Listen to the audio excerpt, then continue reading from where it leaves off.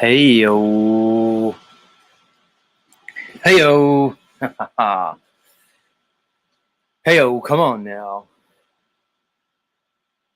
Yep. We're back, everybody. We're back. Calm down. It's just a show. It's just life. Really nothing to be taken seriously. Everybody wants to take themselves so seriously. Oh, we're all so important. Newsflash, everybody. You're not important. Not really. You're just not. I know that's tough for some of us to hear. Because everybody wants to be a special little snowflake. But you're not. You're really not. Like, at some point, like, two people fucked. And then you popped out like 9.5 months later. And, like, they managed to, like, feed you and protect you from the elements enough that you survived into adulthood. Big deal. It's not really special. It's not a big thing, guys. So maybe just kind of get a hold of yourselves. It's not a big deal, you know? It's just not.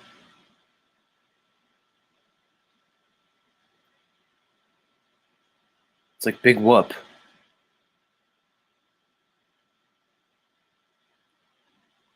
All right. Suppose we should start the show.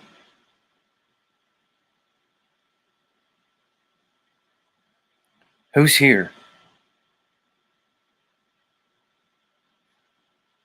It almost looks like my chat's frozen. Can somebody type something in the chat just to let me know it's still working? I see a couple of you here.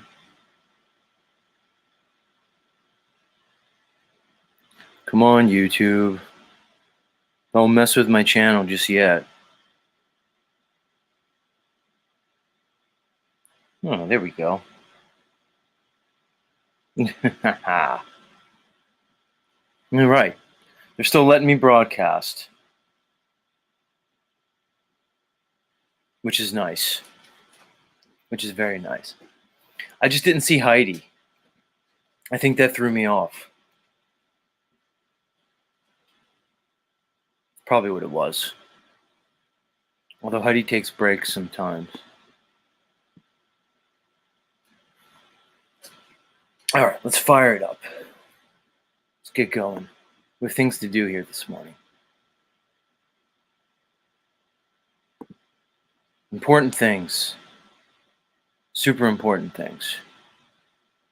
I mean, you'll see, guys.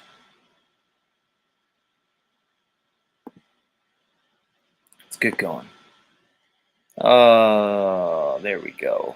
It's a show now. Hi, everybody. All right. We're going to do this. We're going to do another show, Capricorni, ruled by Saturn. So you came to the right place. Don't ask me why. I probably couldn't give you an answer if you did. If you asked me, like, why do we do this? I would probably just ask another question. Why do we do anything, really? So if you ask me why I do my show, I'd be like, well, why do you do anything? Why does anybody do anything? If you look too deep, there's really no answers. Oh, there's Heidi. She must have heard me. Let's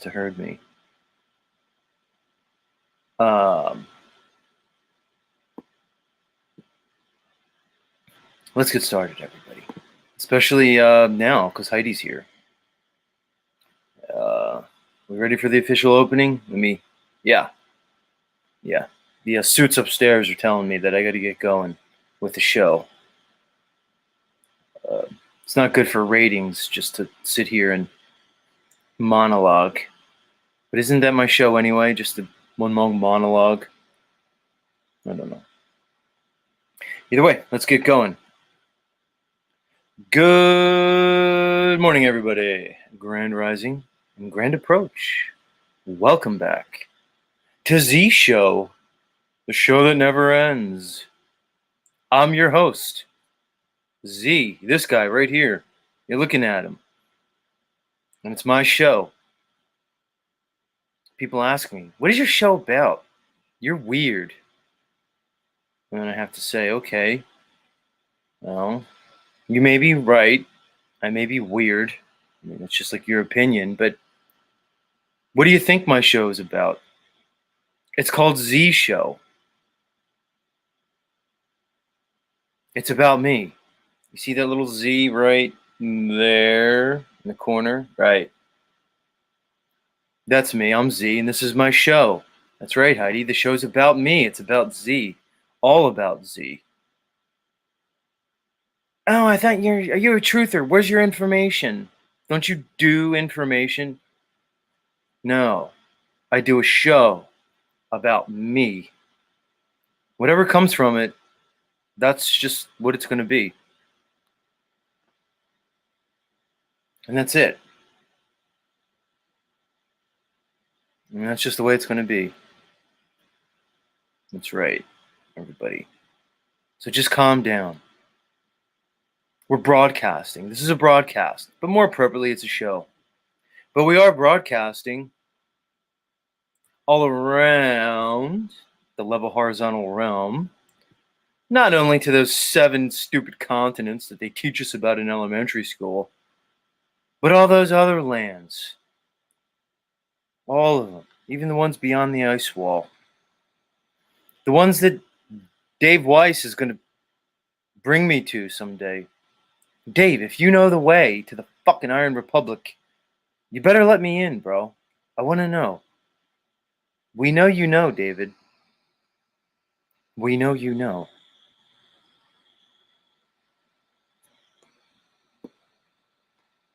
Who's here? Who's with us this morning? As we said, Heidi's here. Guten Morgen, everyone. Snafu Snaps is here. He says he just got home from the hospital. Sorry to hear that, Snafu. And he feels like death, but just in time to catch some Mr. Z.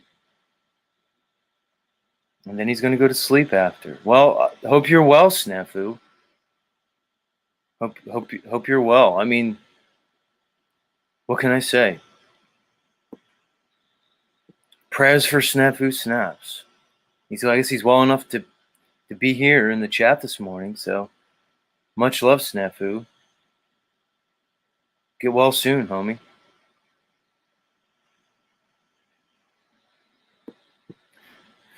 Talcott Clip Collection here says apparently Lumitami had himself locked in his room last night as the cops were in his living room. I don't even know how to answer that, bro.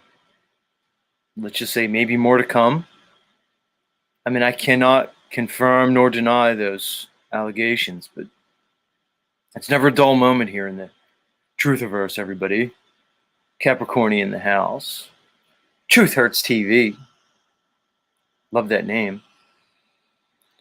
Ruled by Saturn. Much love. Gordon Zola. Tristan Ladrak. Much love. Much love. Big Drink Tea. And Calvin Moff. Bonjour to you, Calvin. We're here together, everybody. Cozy up. Cozy up. Who else did I miss? Graffiti Tattoo. What's up to you? Mimi. What's up, Mimi? Welcome. Fun times, everybody. I was up early today. I woke up at like 3 o'clock. And I went out, man. I was looking at the moon. The moon was crazy. Look who else is up. Lou Bass is here. Stop, Lou. Stop projecting, Lou. Do better. But yeah, I was up early this morning. Just kind of, I left the house and I was just kind of cruising around and stuff.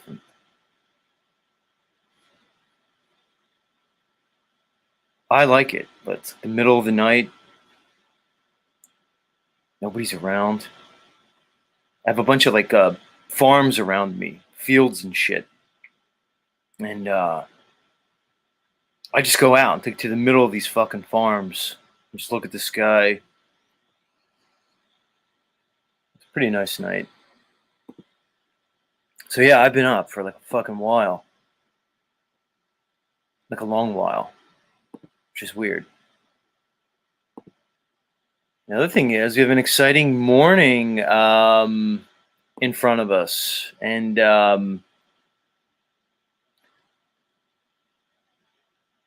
don't really need to go into it quite yet, but maybe I'll just play you guys a teaser. I'll let you know what we're going to be getting into a little bit later.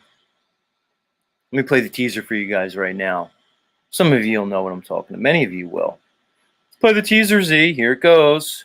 Yeah, so that's pretty cool. Today, we gotta put it in the air, bro. Get in the chat and how bright this Well, hold on, that's not it. is in my clothes. Here it is. Good work. Shit, man. Fucking crush it. Listen up, everybody. All right, y'all. I got a live stream to do. Peace.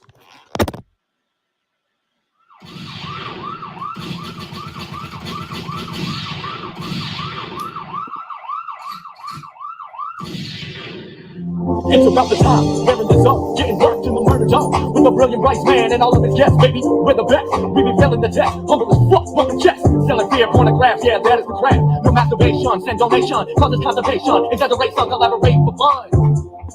Down with the system, all my murder friends, I haven't missed them. We've got a mellow home, but a murder zone. All of the haters getting worked by the moderators.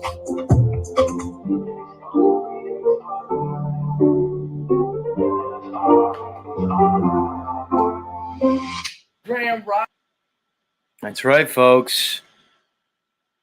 Well, by Saturn knows. Episode 3 of the Murder Dome. Come on, guys. Did you think Z wasn't going to talk about the Murder Dome? Of course he is. James can flow, says Clip Collection. He can flow.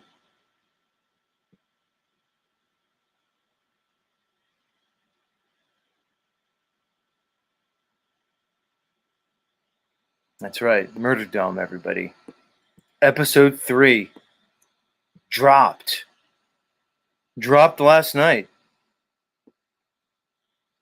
And we'll talk about that a little bit later. For a little bit.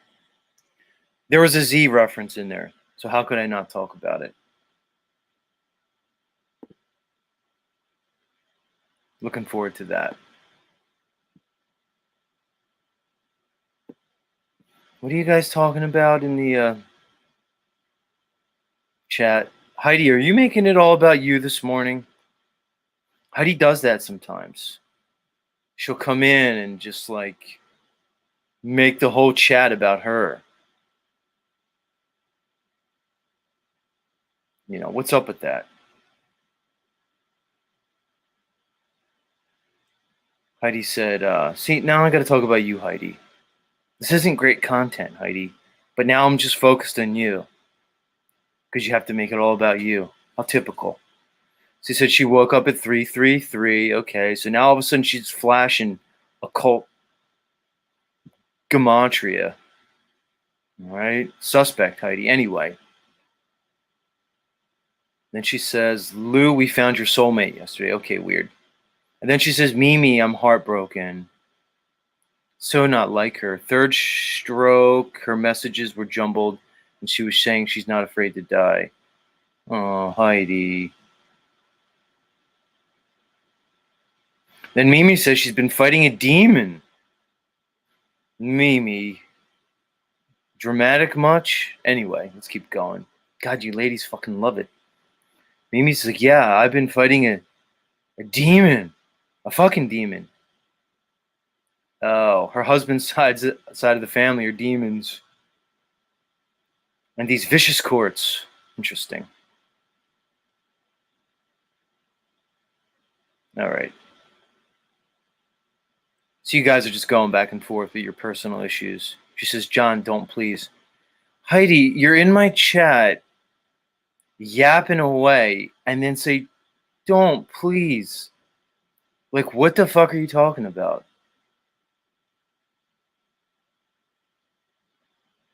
No, she's not. Cappy's. All right, you guys are in your own little drama. I'm going to let that be, ladies. Go ahead, just talk amongst yourselves here in my chat. You know, don't worry about me or the show. Yeah, Mimi says, yep, lots going on, Z.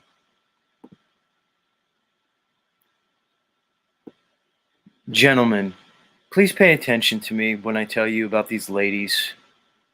All right. Let's talk, guys. Me and you. Ladies, you can hang in for this. But I'm going to talk to the guys here. You know. Guys, please listen to me. You know when everybody says, like, oh, just make your wife happy. Make your girl happy. She wants to be pleased. Happy wife, happy life. That's wrong. Your girlfriend, your wife, your significant other, she doesn't want to be happy. That's the furthest thing she wants to be. Happy's boring. You get it for these ladies, guys? Like waking up with like a nice tranquil home where things are fine. Hashtag happy. No, hashtag happy's hashtag boring for these bitches. They don't want to be happy. They don't want you to please them. They don't want to be satisfied. They want drama. Why do you think they love the bad boys? Why do you think they like the guys? They stay with the guys that cheat on them over and over and over again. And then if they do break up, they're always just hopelessly connected to those guys. Look at Heidi. She's the proverbial alpha widow. I'm talking to you guys. Ladies, you're going to pipe up. You're going to say I'm wrong. Guys, ignore what they say. Never listen to them. But they don't want to be happy. They want drama. They love it. They love the ups and downs. They love the emotional involvement in it. They just love it. Don't make your girl happy, guys. Don't make your woman happy. If anything, make her uneasy. Make her like always like wondering what you're doing, what's the next thing you're going to do, what you fucking care about. Or don't. Or be like Thunder Chicken. Do you want to be like Thunder Chicken? Much love, Thunder Simp, but nobody really wants to be like you, dude. I don't even think you want to be like you. Stop it, everybody. Just stop. Y'all love the drama. Now I'm going to read the chat where all the ladies tell me I'm wrong and blah, blah, blah. What's up says keep them guessing. Right, keep them guessing. Heidi says, I'll take you out one bite, Alpha Widow.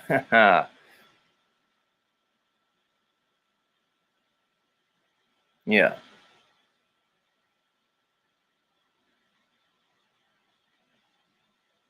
Yeah, I am laying it down, ruled by Saturn. Thank you. They don't want to be happy. Don't try to make them happy. It's not your job to make your partner happy. It's just not. It's not going to work out for you. That's the rub. That's the irony. Like, the more you try, the more you're going to just lose her, basically. It's like trying to grab water in your hands or sand or something. It's just going to, like, sift right through your fingers. Oh, here's Thunder Chicken. Heard me talking about him. Had to pipe up. He said, if you eat that pussy good, wouldn't be no drama, Z. Right. Guys, yeah, just take Thunder Chicken's advice. See how far it gets you. Much love, Thunder Chicken. Much love, dude. No offense. No offense, dude.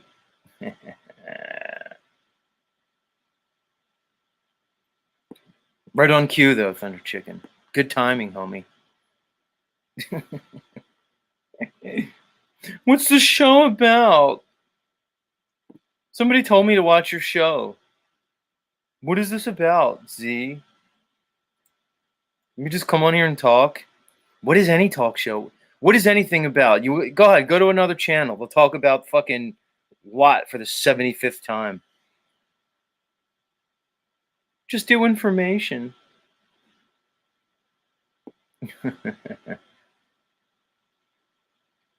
Heidi said Thunder Chicken comes in with the boom. Well, I don't know if we can classify his little comment there as coming in with a boom, but he came in. How's it going, Thunder Chicken? When we left off with you, you told us about your burgeoning relationship with your ex I guess it's your ex-girlfriend. How's that going for you? What a world. What a fucking world we live in. But anyway, yeah, I've been up early. I've been going to bed like way early, waking up like way early, however you say that.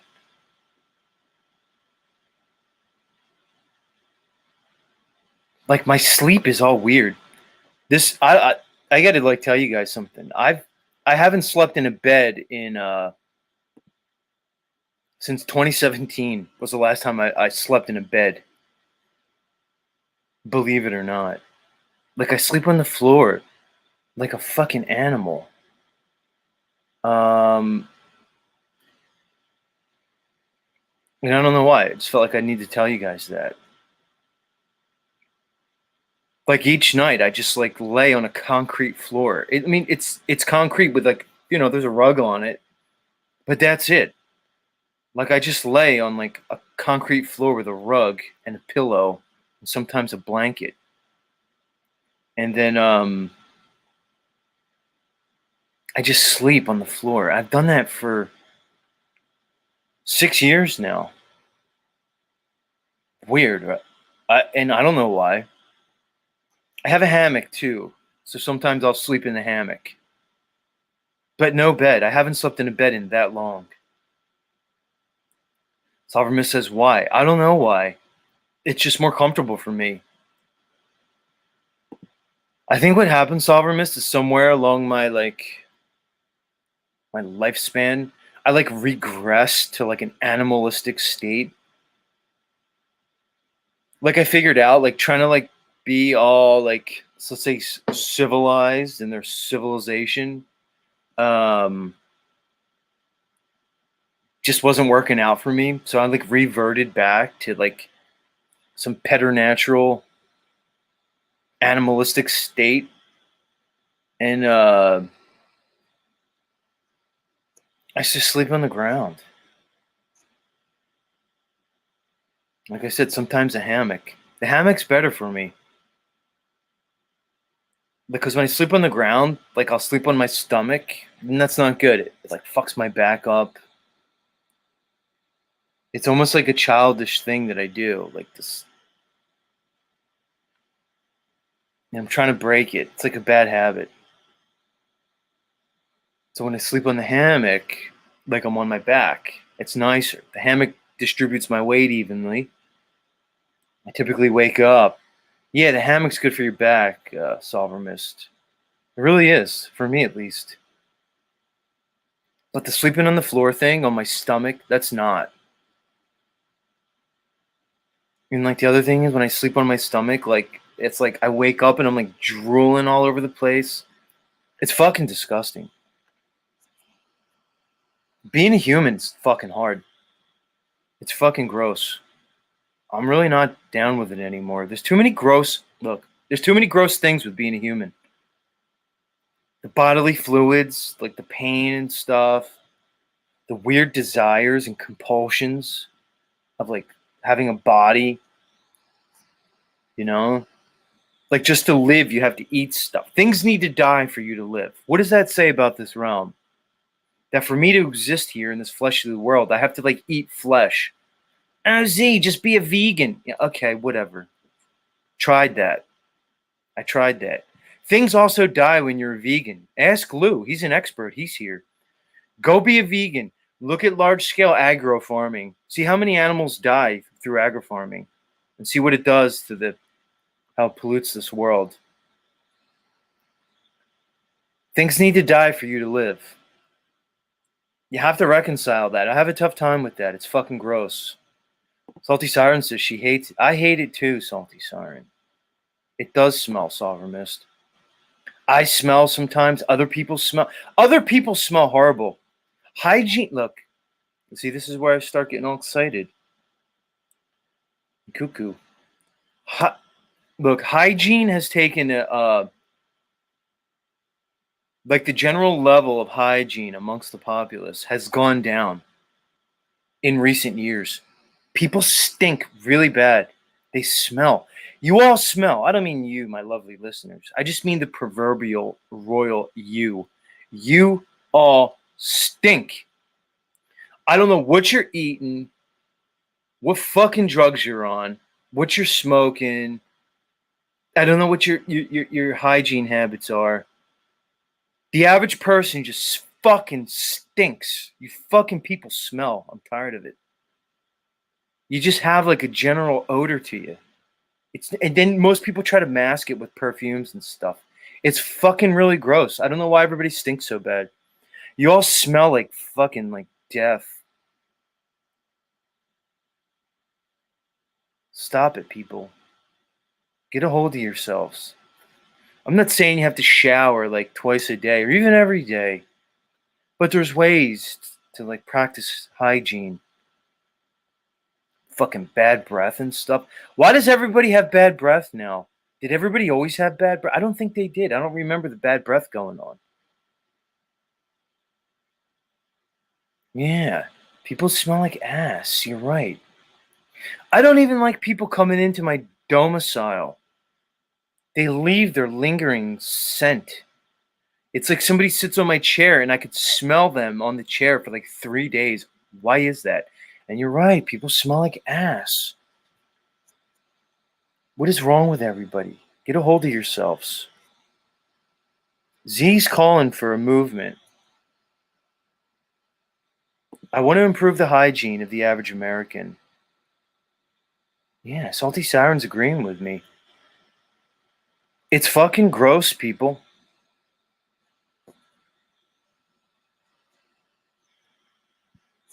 It's disgusting being a human and being amongst all you other people. Maybe it would be less disgusting if we weren't all so gross. Like, what's going on? When did this happen? When did everything become so gross? Fucking really is. Tired of it. See what you guys are saying about it. Big drink tea says they need distilled water. I agree with that. And Lou, right on cue, says people smell nowadays because they eat way too much grains. Yeah. Grains are no good. Thunder Chicken says cedar wood and clove soap, Z. Fair enough.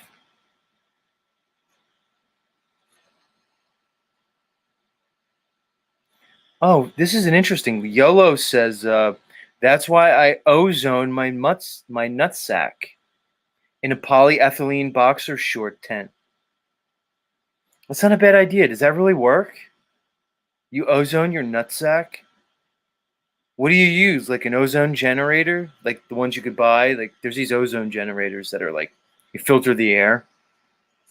They create O3 apparently, using some kind of like electrical process. I might need to try that. Thunder Chicken says diet's a big part of it. Yeah, I mean,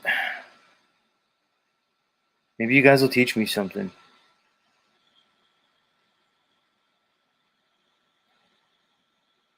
Yeah, YOLO says they were on a bus and some guy smelled like ass and ball cheese, and it's stuck around even when I'm not sniffing chairs, clip collection. It's just there. the essence of it remains. Yeah, perfumes are no good. I hate perfumes. Thunder Chicken says, I love the scent of a woman. Thunder Chicken, man, you are the creepiest, simpiest fucking guy probably ever, dude.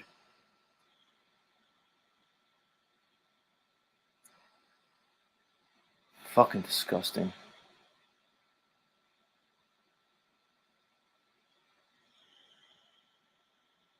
Yeah. Give me a break. Like, who thought of this whole thing? How did I end up here? In this gross place. It's so gross, man. And then, all y'all that bring that same grossness into your sexual world. You know? Like, as if sex and all the body fluid stuff isn't gross enough. Y'all make it grosser. Eating out people's behinds and stuff. That's so gross. Peeing on each other and stuff. Pooping it. It's fucking gross, man. Fucking disgusting. It's nasty. Yeah, it is nasty, Salty Siren. Tired of it. Hashtag hygiene, people. Please do something about it. How did we get on this? What was I talking about? Oh, sleeping. Yeah. So I'm working on like my sleep hygiene. Hey, we're talking about hygiene. I'm trying not to sleep on the floor anymore. And I'm trying not to sleep on my stomach. I want to sleep on my back, not even on the side. The side has issues for me. And so does the stomach. I don't know. This is what I'm working on. So what? Talking about it with my audience. Lou says, this is not my beautiful house. This is not my beautiful wife. The Talking Heads. Lou making a Talking Heads reference. Lou, speaking about your beautiful house, did you sell your house, Lou? Lou Bass? Many of you guys know Lou.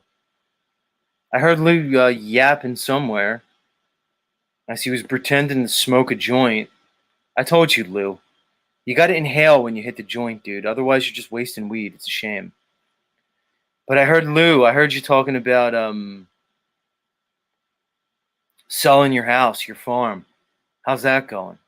Maybe you could fill us in at some point.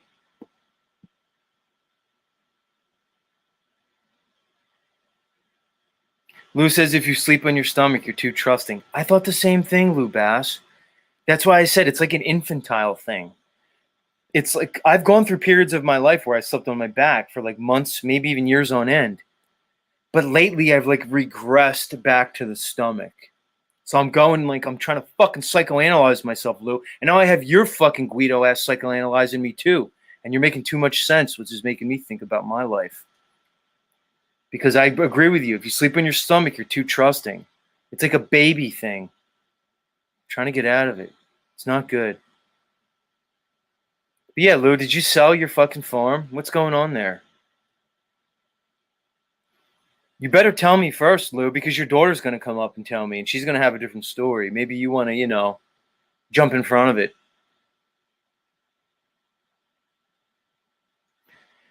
Talcott Clip Collection asked the question. He said, Lou Bass still not inhaling after multiple people have already brought it to his attention? He's still not inhaling, Clip Collection. I don't think Lou knows how to inhale. Lou, you have to practice. Look, listen, Lou, this is between me and you, bro.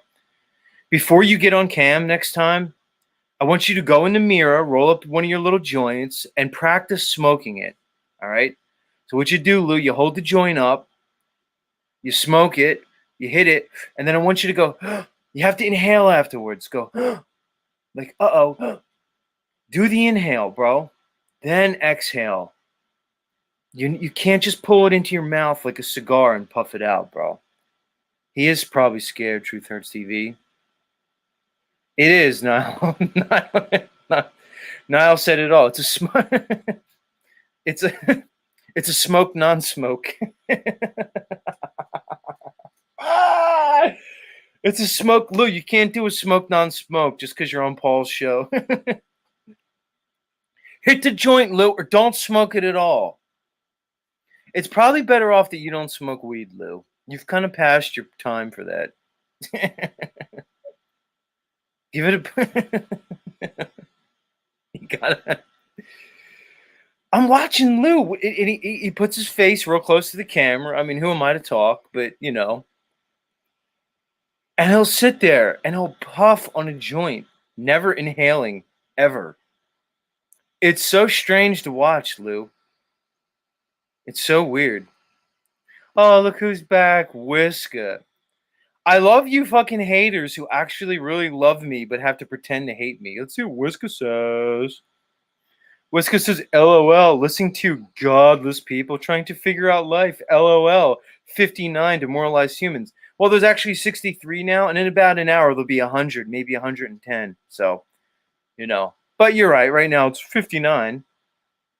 LOL, demoralized humans. Get a hobby, a life. Nothing is changing. It's so funny as you're here listening to me, telling all the other people listening to me to get a life, as you're listening to me every morning, Whiska. You fucking psycho. Much love though, Whiska. Much love to you. Hashtag Churchianity. Hashtag Churchianity is actually the biggest haters. Much love, Whiska, though. I don't hate you. I don't hate you guys. Because I actually suspect you don't even hate me. You secretly love me. You're just too in your fucking egos to admit it. Much love, Whiska, you lunatic. Counting your views from likes. What a weirdo.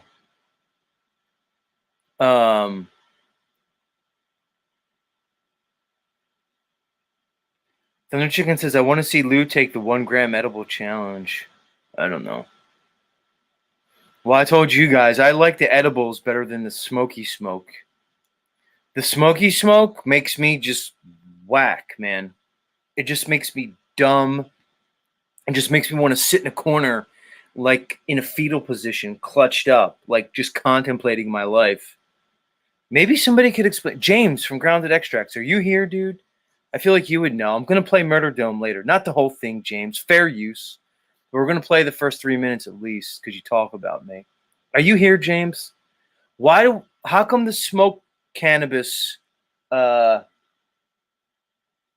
come when I smoke cannabis it makes me kind of goofy, but when I take the edibles it makes me feel more chill and cool and like kind of like more euphoric? How come when I smoke it, what is that, the method of whatever, not the method of ingestion, the method of administration, why does the smoky smoke make me like paranoid and whacked out, but the fucking edibles make me feel like kind of just cool, calm, and collected? Maybe somebody can answer that. I don't know. Who knows? Truth Hurts TV says you need sativas, not indicas. Okay. I've kind of thought that. Thunder Chicken says you got to work through the past traumas. It's not that, bro. I mean, I kind of get that, but I think that's a cop-out to say, oh, well, if you smoke it and you get all paranoid, it's past trauma. Maybe.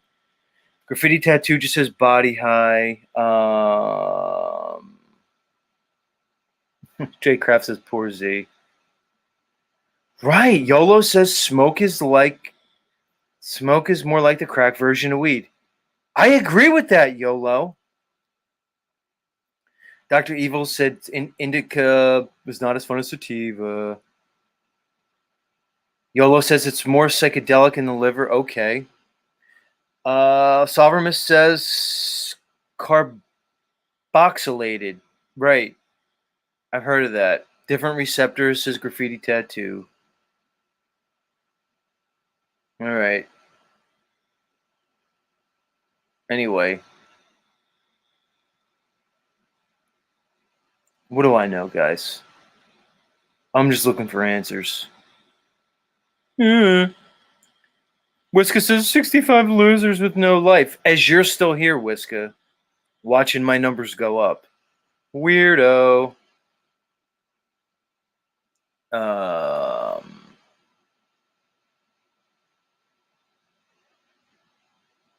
Clip Collection says the sativa is better than the indica edibles.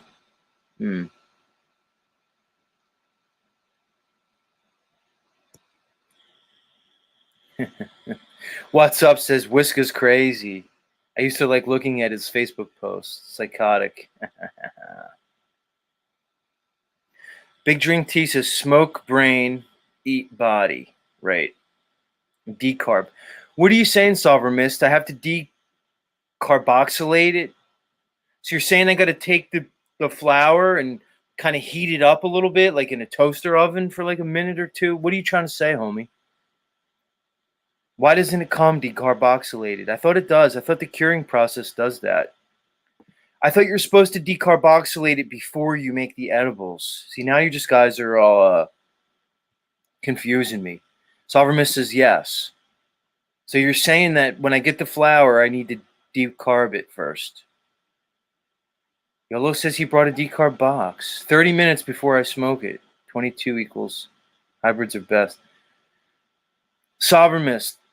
Type something a little bit. Yeah, so I guess what you're saying is decarboxylated before I smoke it. I don't know.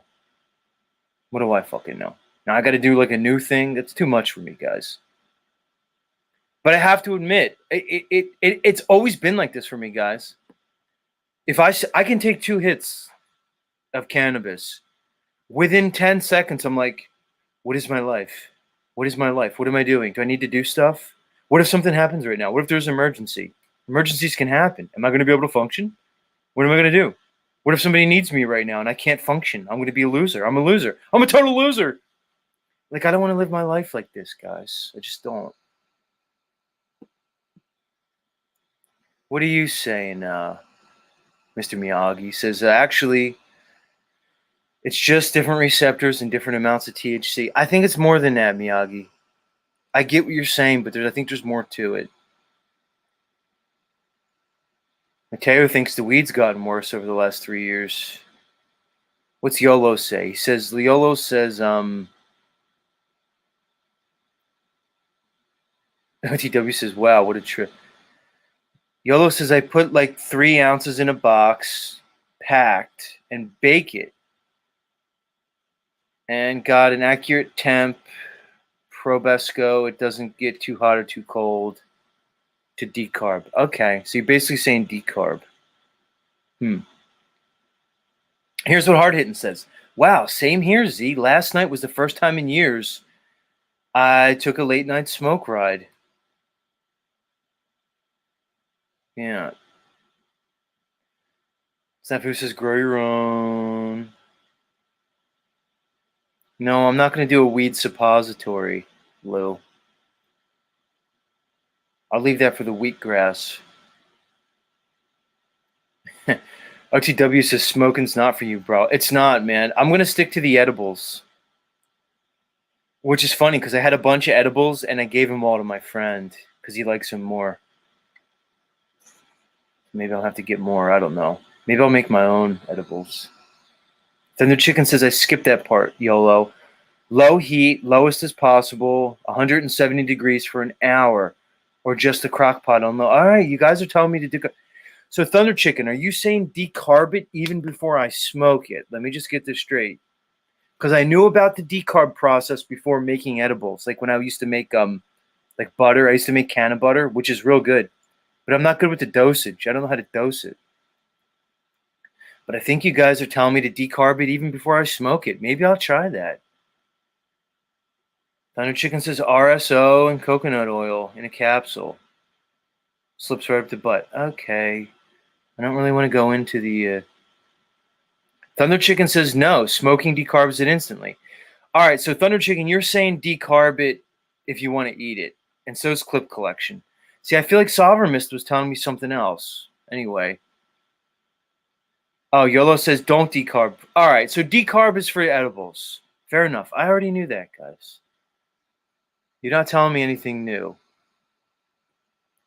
OTW says he's never gotten paranoid on weed. It's probably because you're always stoned, OTW. Like, that's just become your, new normal.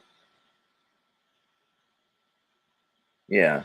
Now, I'm not, guys, I'm going to draw the line with a cannabis,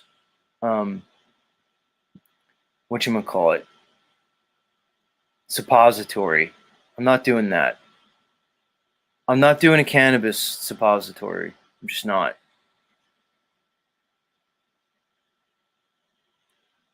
I'm just not doing it.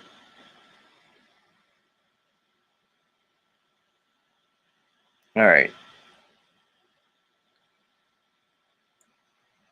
Gotcha. All right, everyone's telling me.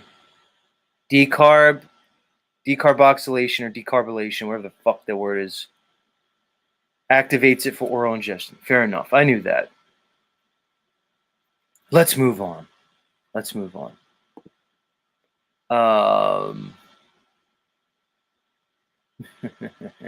Cannabis butt plug. Stop it, guys. Just stop it. Let's move on. Let me read you guys the article I have this morning for y'all. So you know how I've been talking about the moon cycles. You guys know I'm like kind of like fixated on like, why do we have 12 months? And isn't there 13 moon cycles a year? And why isn't there 13 months or months? And you guys know I've been like harping on this for like weeks now. So I've been doing research. #research. I want to share it with you guys. We could talk about it. Where is it? Where's all my stuff? Here it is. So I want to talk about the moon. Because apparently there's not 13 moon cycles. We're all wrong. There's really 12, like to 12 months. So it's starting to make sense to me a little bit more. Apparently there's only sometimes 13 moon cycles. That's only like a sometimes thing. So let's get into it. Let me read the fucking article. All right, get my music going. Too loud.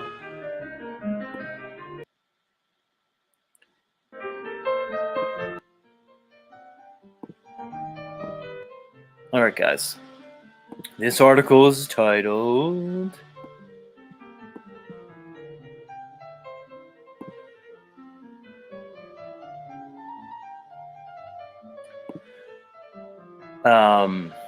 this article's from the Royal Museum's Greenwich, whatever that is. And it's titled, "Why Do We Have Special Names for Full Moons?"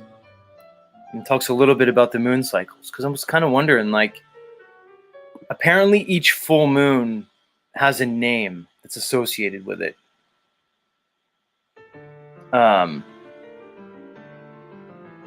Yeah, like Sovereign says, remember the blood moon? So let's go into the moon cycles, the different full moons. I kind of want to talk about this. Let's read it. What are the phases of the moon? It says, when we look up at the moon, we don't always see the same amount of its surface being lit up. This apparent change in the shape of the moon is known as its phase. Okay. What causes the phases of the moon? I almost want to skip this, but let's see what science tells us about the phases of the moon. Science is going to tell us that the phases of the moon are caused by the relative positions of the moon, sun, and earth.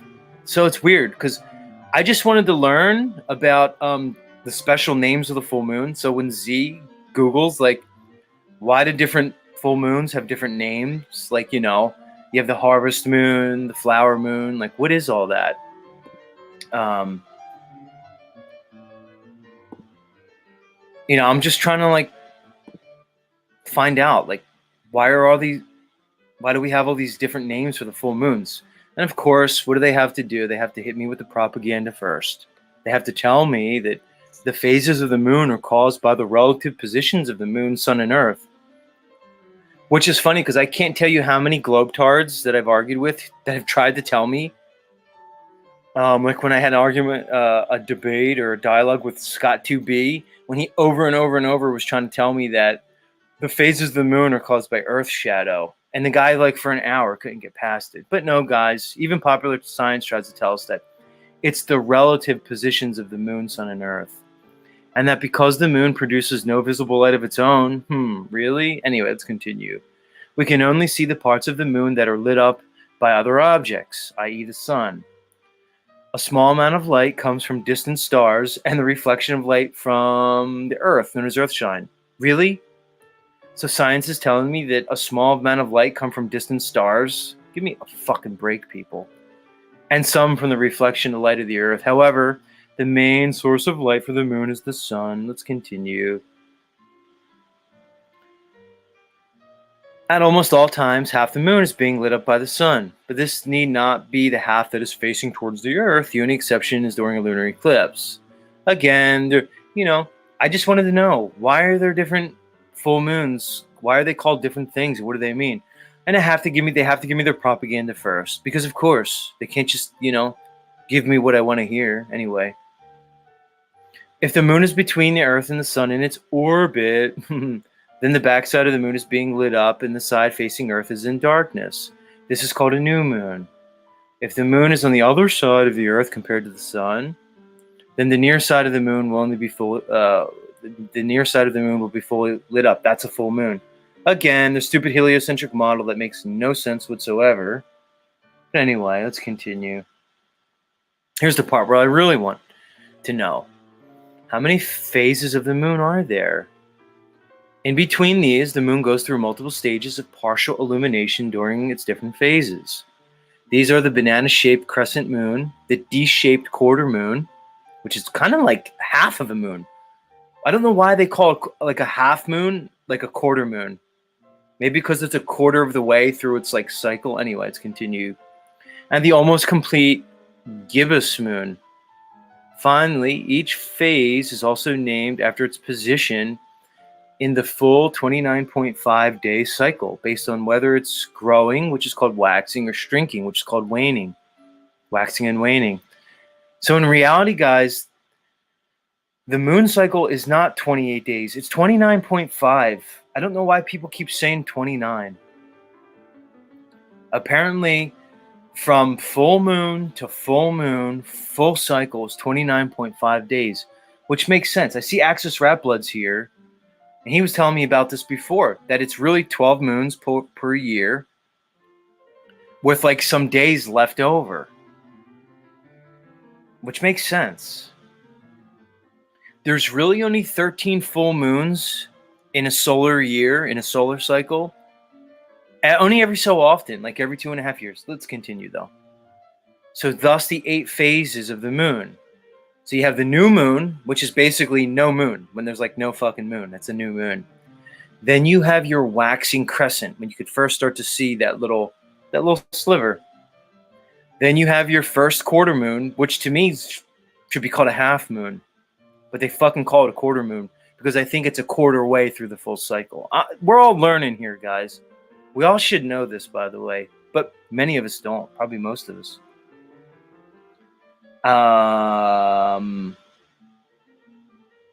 No, 29 is not a Mandela effect from the chicken. Get a hold of yourself. Then you have your waxing gibbous moon, which to me means it's almost your full moon. Then you have your full moon. Yay, full moon. Then you have your waning gibbous moon. Then you have your last quarter moon. Then your waning crescent. Then back to your new moon. Apparently, this whole cycle from one phase to another, whatever it is 29.5 days.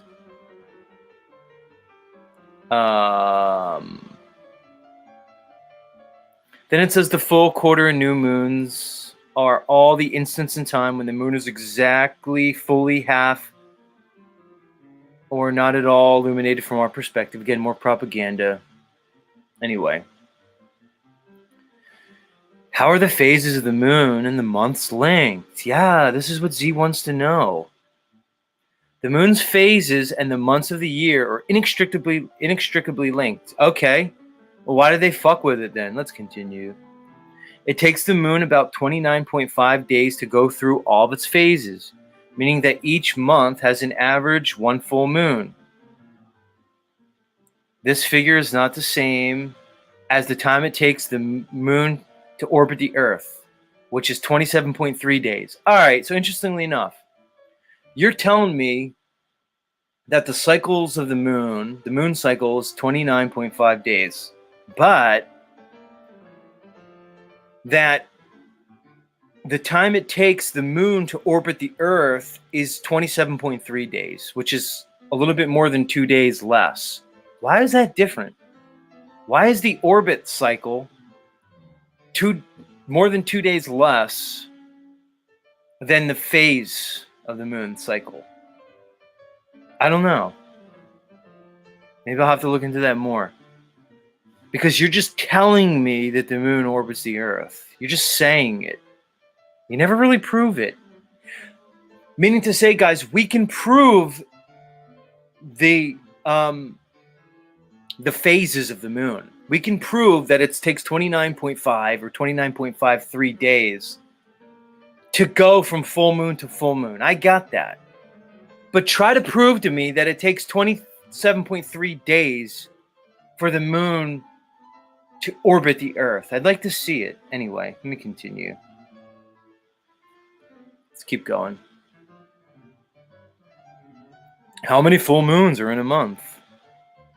Because our modern calendar isn't quite in line with the moon's phases. Do you think? It's what I've been saying over and over again.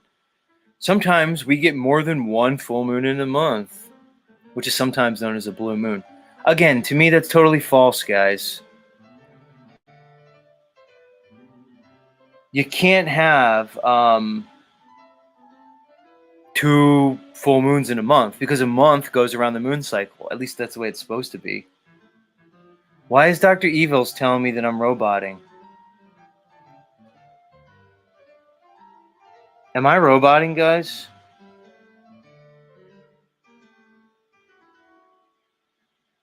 I don't think I'm roboting. Hold on. Don't mess me up, Dr. Evals.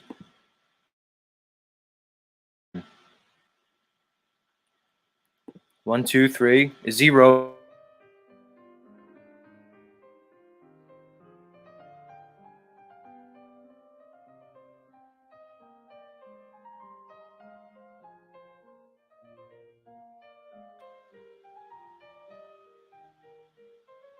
How about now, guys? Am I back? 1, 2, 3. 1, 2, 3. 1, 2, 3. Testing 1, 2. Unbelievable. How's my audio, guys? You have to help me out. Stop being so selfish in the chat. Stop being so selfish. I think I am roboting. Let me kill the music. 1, 2, 1, 2, 1, 2. Fuck.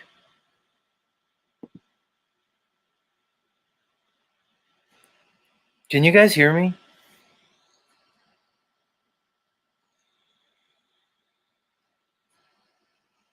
Can somebody tell me what's going on?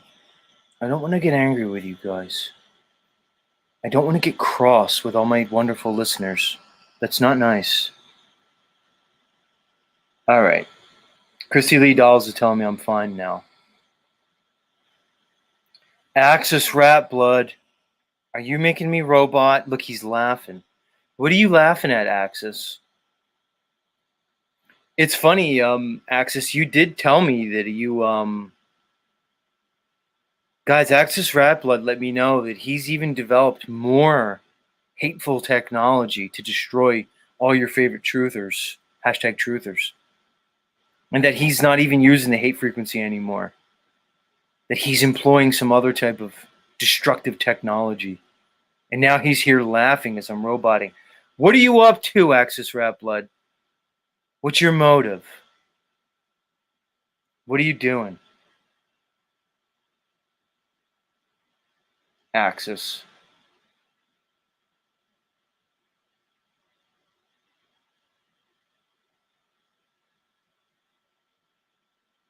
Why are you laughing? I told you, Axis.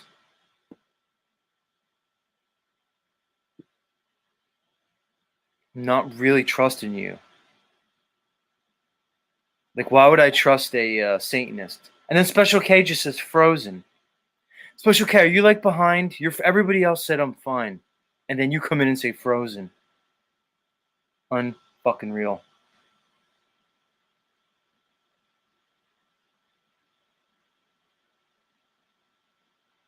You guys are fucking me up.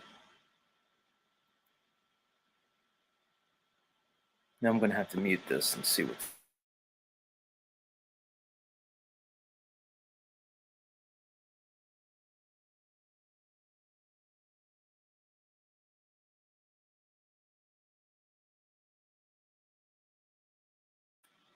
All right, I'm just gonna continue. Fuck you, YouTube. Fuck you, StreamYard, and fuck you, Axis Rap Blood. If you're summoning demons to try to take down the Z Show, it's not gonna work on me, Axis. I have my own methods, my own ways. Give me a break.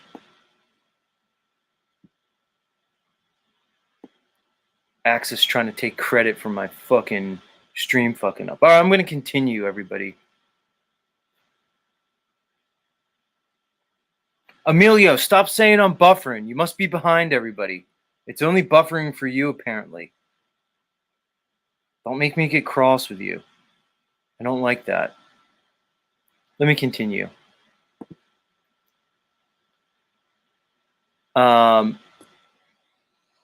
So the weird thing is, guys, it's telling us that it's a 29.5 day lunar cycle, but for some reason the moon orbits the Earth every 27.3 days. I'm gonna have to go into that more and more. Why do they fucking tell us that? Anyway, let me continue. How many full moons are there in a year? That's what I wanted to know.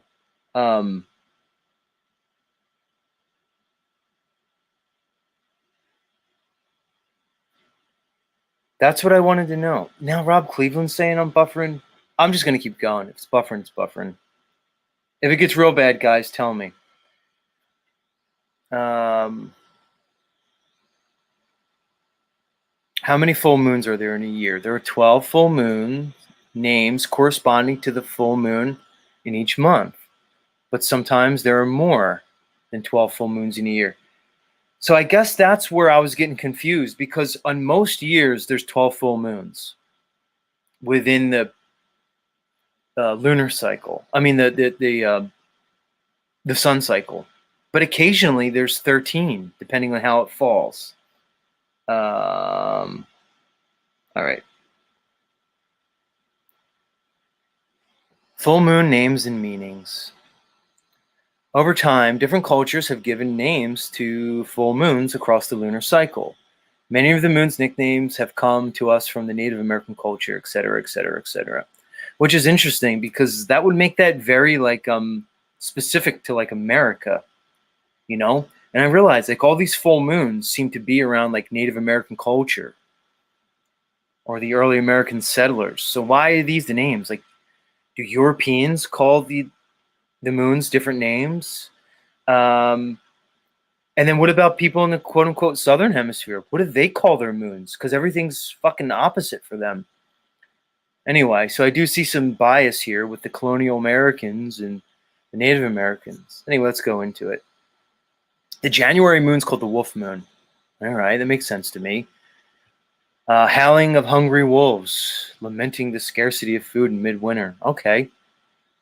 The February moon's the snow moon. I think we could all understand why that would be. The March moon is apparently the worm moon. Apparently there's a bunch of worms come out that time. The April moon's pink moon, which is one of my favorite moons. I just like the name Pink Moon.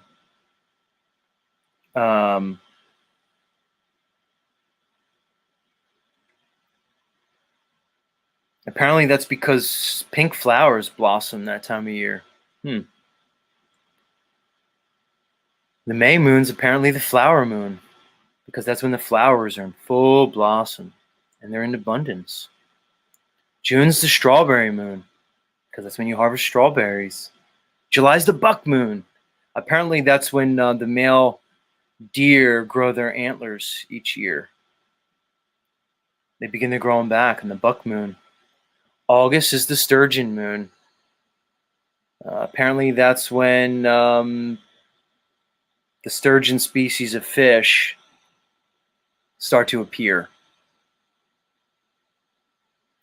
September is the famous corn moon, or otherwise known as the harvest moon.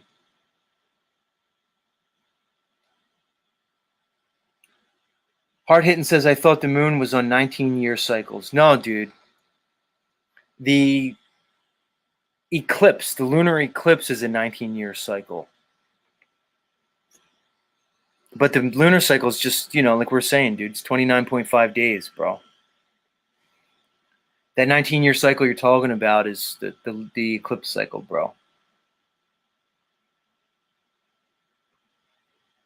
So, yeah, the corn moon's in September, which is often the harvest moon. October is the hunter's moon. That tells you, look near me, guys. That's when you'll see people start to hunt. Hunting season begins. That's when many hunters prefer to hunt the summer fattened deer. Also, I think the deer start going into heat, so you'll see the bucks are on the move. The deer once October and November hit, the deer start to move around, because I'm pretty sure it's their mating season. So they're cruising around, They're just not kind of just chilling in their little area. It's a good time to hunt. Plus, it says they're fattened up, which makes sense. They've eaten all year. Now it's time for them to do their mating and stuff. November is called the beaver moon. And apparently not because that's when people eat beavers. If you're like me, you just don't eat beaver. Apparently that's when the beavers become active and stuff. And December's the cold moon. But I finally found out what a true blue moon is, because the blue moon they tell us doesn't make sense.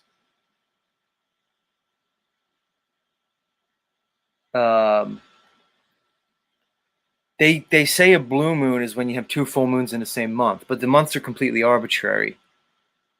But now I finally found out, at least if I'm to believe this, what a true blue moon is. It's when I'll read it.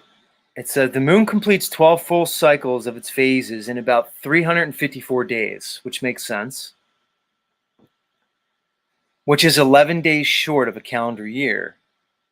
Every 2.5 years or so, the difference adds up to an extra 13th full moon occurring during the year. And this relatively rare occurrence is sometimes referred to as a blue moon. That makes more sense to me, guys. That if most solar cycles, which is a year from solstice to solstice, I get that, you get 12 full moons. But occasionally there's 13. That makes sense to me. That's the blue moon. Okay, I'm going to go with it. Until somebody tells me different, that's the blue moon. I'm fucking tired of the bullshit. Oh, 2 full moons in the same month. Well, if you give me a 31-day arbitrary month when you tell me it's really 29.5 days, well, of course sometimes there's going to be 2, and you can't say that's a blue moon. You just made it up. All right. I don't need to get excited. I don't need to scream at everybody. Everybody relax. We finally found out what a real blue moon is. It's when there's 13 every so often. Okay. I don't need to do the high-pitched screaming, everybody. Calm down. Calm down. And then finally, what is the harvest moon? The harvest moon is the one that most people are familiar with, and it refers to the nearest full moon to the autumnal equinox, which usually takes place at the end of September. All right? Which is typically the corn moon. Maybe sometimes it's the hunter's moon, or maybe it's even the sturgeon moon in August. But it's typically that corn moon in September. Okay, everybody? Now we know. Now we know that it's really a 354-day cycle, which would leave 11 days left over. And I think that's what Axis Red Blood tried explaining to me months ago. And I didn't listen to him. Why? Because he's a Satanist that was bigoted against Axis Red Blood? Just because he's developing technology to try to destroy me and the rest of the Truthiverse? Turns out Axis was right. It is 354 days. Because I was like, what do you mean, Axis? Rat Blood? Anyway. But it's 12 cycles for a total of 354 days. Which is 11 short of the calendar year. But sometimes it matches up where you get that 13 full moon in a year. Who knew? Now we know, guys. Why don't we all know this? Why didn't they teach us this? Like, you know, in like day 2 of kindergarten when they taught you about the stupid solar system and the order of the planets?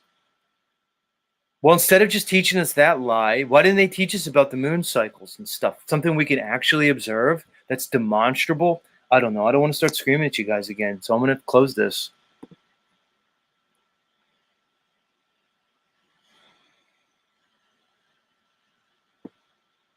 Give me a break. Give me a break. All right, so I spurged out on the moon a little bit there. I have to do it sometimes.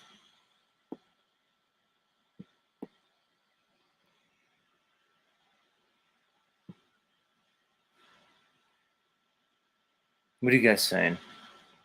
Miyagi says, think about this. If there is a 13th moon every 3 years, that would be an extra month every 3 years. Then every 36 year, we gain a year. It's not like that, homie. It's just that you have the lunar cycles doing its thing. You have the lunar cycle doing its thing. And then you have the sun cycle doing its thing. And they're related but independent. It's not that you add an extra year every 36 years. That's not what it is, homie. But you're a globie, Mr. Miyagi, so I know it'd be difficult for you. Because your mind's all fucked up because you still think you live on a stupid spinning space rock. How could you still be a globie, Mr. Miyagi? I know you're 53 and the older amongst us have a problem with it, but like I would understand, Miyagi, if like a fucking boomer can't get on the lie of the globe because they're just so indoctrinated. But you're 53, bro. You're Gen X like me. You should get this, Mr. Miyagi. You hear every fucking morning, dude. Why am I screaming again? What did I want to do? Oh, I know what I want to do. And I shut everything down now because my shit was glitching. Now I got to pull up my tabs in the background. Hashtag technology. Let me pull it up. I had all the stuff ready to go for you guys. Yeah. So, as I kind of prepped everybody a little bit in the beginning of the show, but now that there's more of us here and we're all settled in,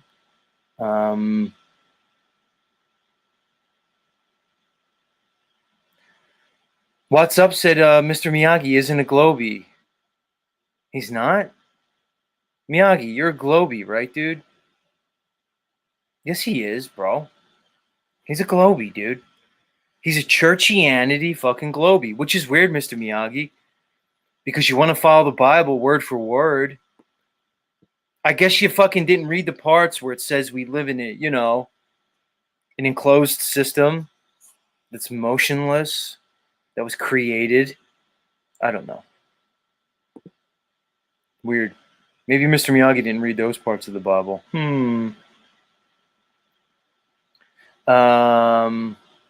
He said, I've been a flat earther since the 90s, dipshit. How dare you, Mr. Miyagi? Oh, so you were a flat earther since the 90s. So you were one of those special flat earthers. You had us all beaten by like 20 years.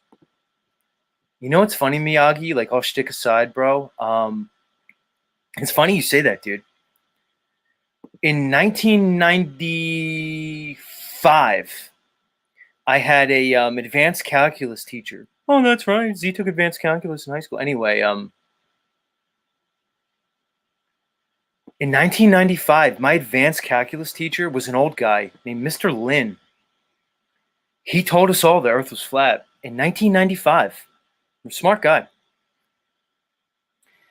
He was telling everybody, Earth's flat.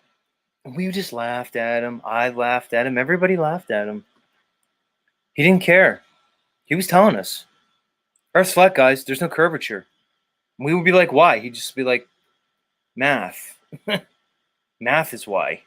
Science is why. And he would just leave it there. No curvature.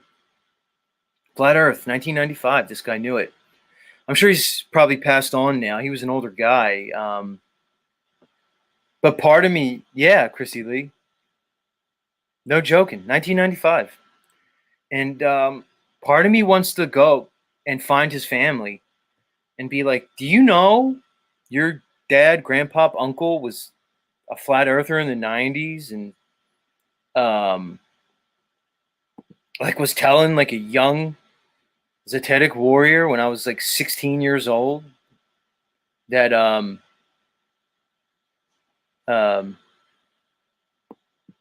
yeah, Rob Cleveland, I am a special boy because I took advanced calculus. Did you? Rob Cleveland, hater. I want to like find his family and like do a documentary where like I film me like going through the experience where like I find his family and I interview them. I'd be like, did you guys think he was crazy? Because now there's like there's like tens, if not hundreds of millions of us who know there's no globe and that we live in a level horizontal realm, and all evidence points to it. Like, I want to find his family. Did you think he was crazy? Did you believe him? Did he tell you guys that? Did he write about it? What do you guys think? Should Z do a documentary where I go and look up my old advanced calculus teacher who told me the Earth was flat in 1995? Weigh in on it, guys. Should Z do a documentary, or is that stupid? Christy Lee Doll says, that's amazing. He had the cojones to say that to a full class of high schoolers. He did. But you know what, Christy Lee Dolls? When I had him my senior year, it was his final year before retirement. He retired after that year, and he knew he was retiring. So maybe he just was like, fuck it, I don't care. Like, I'm retiring. It doesn't matter. I don't care what you fucking people think about me, and I'm just going to say it. Baxter says fucking do it, bro. Special K wants me to do it. Ruled by Saturn says that would be awesome. Manuel says I love documentaries.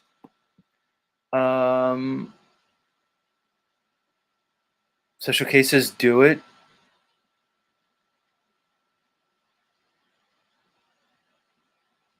Christy Lee Dolls wants me to find them. Jesuit high school. No, I didn't go to a Jesuit high school. Piano Man says, no, I didn't even graduate high school. It's all right, Piano Man. Probably better off. What's Up says, my grandpa told me the moon landing was fake when I was 8 years old in 1978. What happened to all the real thinkers, guys? The level of indoctrination throughout this hashtag society is fucked up. Rob does not want me to do it. Rob does not want me to do the documentary.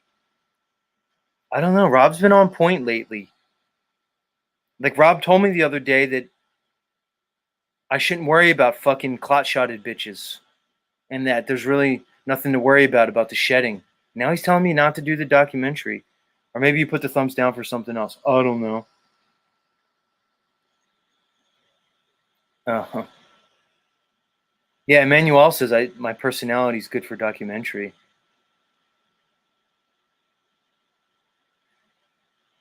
Land of the Blind, it says never happened. It's 99% chance his family is normies.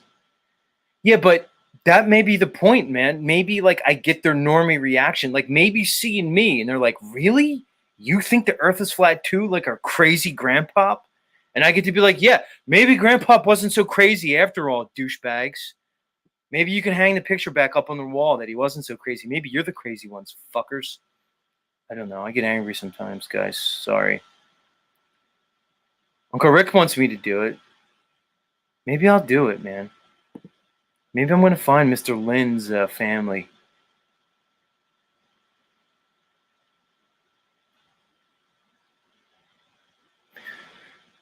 Heidi says, Z, why don't you just do it instead of listening to others?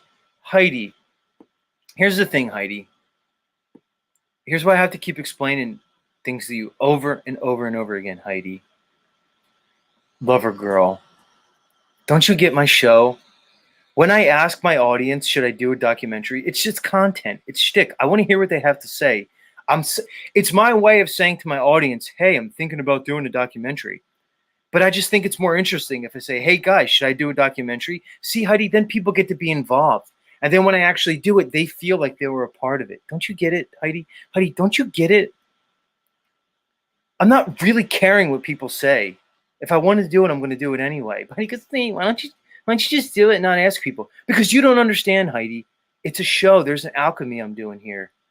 Unfucking real. Yeah, Salty Siren. Heidi doesn't fucking get it. Right. They don't get it, Clip Collection. Unbelievable. The show is me talking, Heidi, for hours on end, each and every morning. Yeah, she goes, oh, I understand. Right. Unbelievable.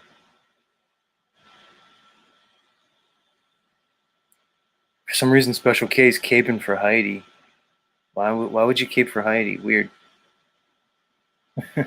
Emmanuel wants a t-shirt that says, don't you get it? Loving it. What was I doing? Oh, the Murder Dome. What the fuck am I doing, man? I'm burying the lead here.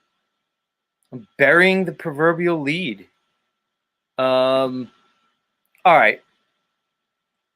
How much of a lead up do I need? Many of you guys who've been longtime Z listeners remember that we have a friend of the show. His name's James, and he has a channel and a business called Grounded Extract. That's the name of both the business and the channel. And James was a member of our friends over at the Melodome. Well, some things went down. We don't really need to rehash everything, but James apparently does a parody now called the Murder Dome. And it's good and it's funny. And turns out James released the latest episode of the Murder Dome last night. Yeah, what's up? Murder Dome. So fair use, everybody, fair use. I'm not going to play the whole thing. Of course not. It's like over a half hour long. It's hilarious. But the first 3 minutes, your friends, the Tedic Warrior, me, myself, and I was referenced with Rose 777. And without any further ado, let's play it. Let's play it. Pay attention, Thunder Chicken. Thunder Chicken, you were referenced during the show very quickly. Like they had a little comment up that said Thunder Chicken. I will say, James, if you're listening, I was very pleased and excited to see that I was referenced in the newest episode of the Murder Dome. However, there was no Z character. I mean, come on, you do an Andrew B or an Andrew CIA character, you know? But there was no Z character yet. But I was referenced. Okay, you're not my fucking producer, Rob Cleveland. Calm down, Rob. If you want to see it so much, you could just go to his channel, which maybe I should leave the link for people. And you can go to his channel. You can watch the whole thing, Rob Cleveland. You really don't need me to play it, but I'm going to play it. I'm going to play it. Oh, look, the 5 Melodome fans just tuned out for a second. They don't want to see Awesome Austin getting made fun of. All right, Rob, I'm going to play it. Keep your pants on, Rob. Jesus. Fucking Rob. He has no understanding that I had it all up, ready to go, but my fucking computer almost glitched out and it was roboting and I had to shut everything down. Rob, do you understand the logistics of doing a live show? Maybe you don't, Rob. I'm going to cut you some slack. Unbelievable. Anyway, let's give a little taste, everybody, of the latest installment of Murder Dome. From our friend James and his lovely wife from Grounded Extracts. All right, let's play it before Rob Cleveland loses his fucking mind. Fucking Zoomer, Rob. Rob, you're a Zoomer. Murder Dome, everybody.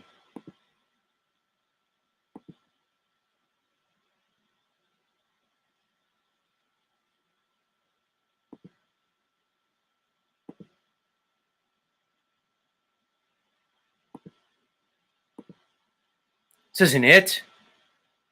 Yeah, this is it. Where's the volume? In the private chat. Oh, you need a minute. Okay. Who else is on here? Oh shit. How you doing, Laren? Rose, good to see you. Good to see you. Hi, everyone. It's so good that you guys invited me to your Zoom meeting so I can give you guys updates. Hey, Rose. Good to see you. As always, have you been doing, Rose? So yeah, this past couple weeks, I've been following James from platform to platform, and I found this show, The Z Show. Oh, yeah, I think I've heard of him. He went on and was interviewed. Okay.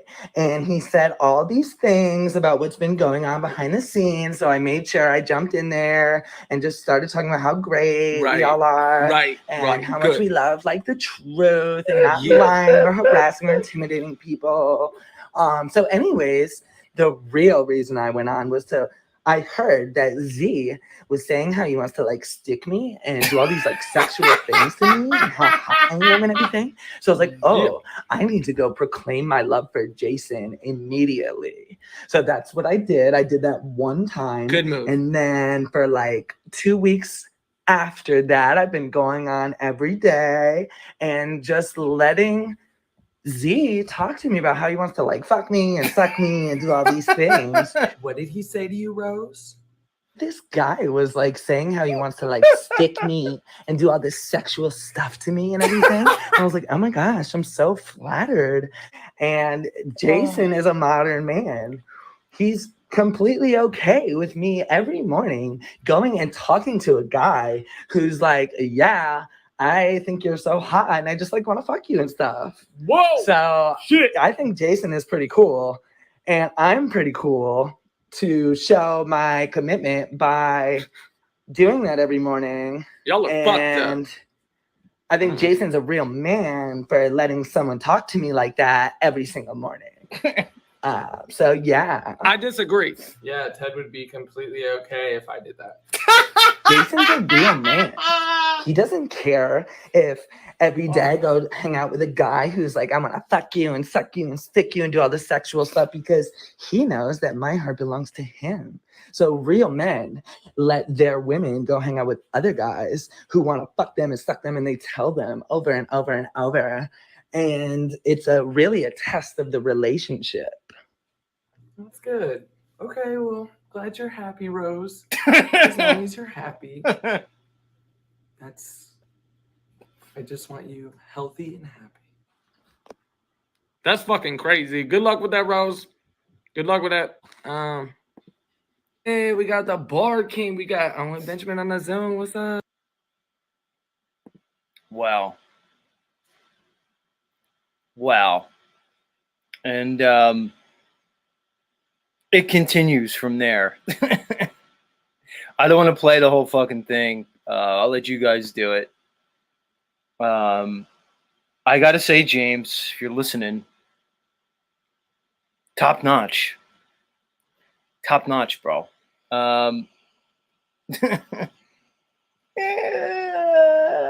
It was amazing. Rolled by Saturn. It was amazing. I mean, Rose. Come on, Rose. You gotta admit that's fucking hilarious.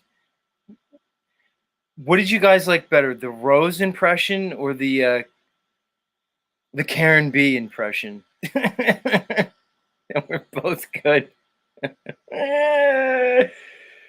Oh. Anyway, everybody, check out check out the latest episode of the Murder Dome released by our friend James and his lovely wife Naj on their channel.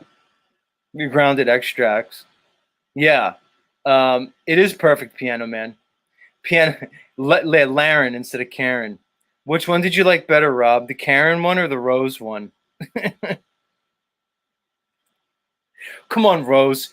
Rose, you have to admit, his impression of you was pretty fucking spot on. Oh my god. But come on, James, you couldn't have did a Z impression like you referenced me right out of the gate, which was awesome. But you couldn't do a Z impression. It's easy. You throw a black beanie on, you sit in a dark room, and put a light in front of you.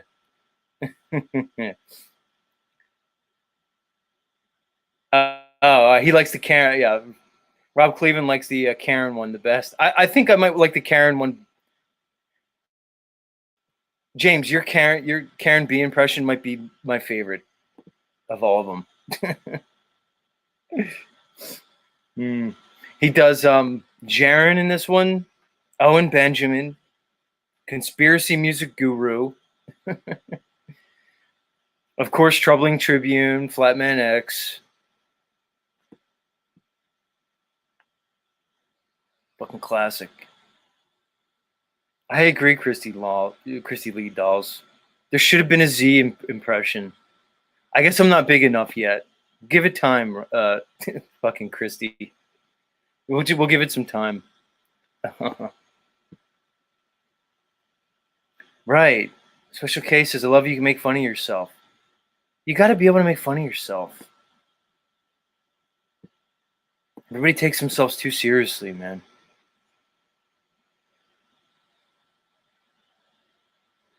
Yeah, the Conspiracy Music Guru impression was pretty good too. Conspiracy Music Shaman, as he's called. But much love, Murder Dome. And you know what, everybody? Much love to the Melodome. Also, Austin, like if you're making a big deal about this, you probably should check yourself, homie. Like you're too into yourself otherwise, bro. Maybe check yourself, Austin. You know? Like if you're worried about this. Give me a break, everybody. But shout out to Murder Dome. James, part of me like wanted to just fucking play like the whole episode, but that probably wouldn't be right. We'll let people go to your channel and check it out. Astrolabium says James is a G, next level. Yeah, check him out, guys. He actually has like an actual business and stuff. Like it's not just about him doing skits and shit. The guy's got like a fucking actual business. And you know, provides services and products for people of various types. Natural stuff. I'll let you guys check it out on your own. I'm probably going to order something from you, James. You know, and unlike all these other content creators, I don't expect you just to send me free stuff. You know, like I'll order it from you, dude. We'll do that. So look for Z. Look for an email from Z, James.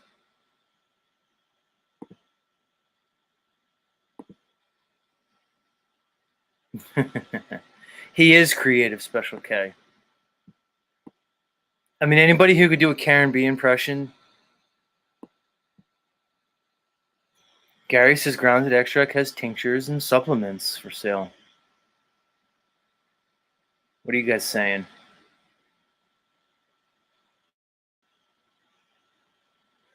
Mateo says, what's his website? Groundedextracts.com.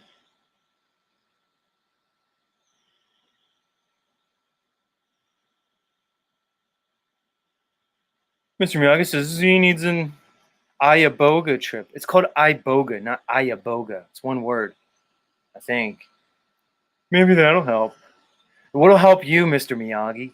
What'll help you from being such a fucking lunatic?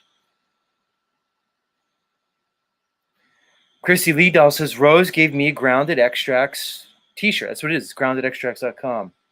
She said, it's my favorite shirt.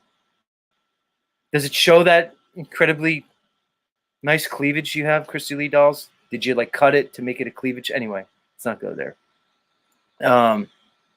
Yeah, but it seems like Rose and James are on the outs. Where are you guys? Rose, James? Let me drop the invite in. See who wants to come up. Let's see who gets back to Z Show first, Rose or James. Rose, James. Maybe we can kind of bridge the gap here. Maybe we can end like whatever little issue you guys have going on.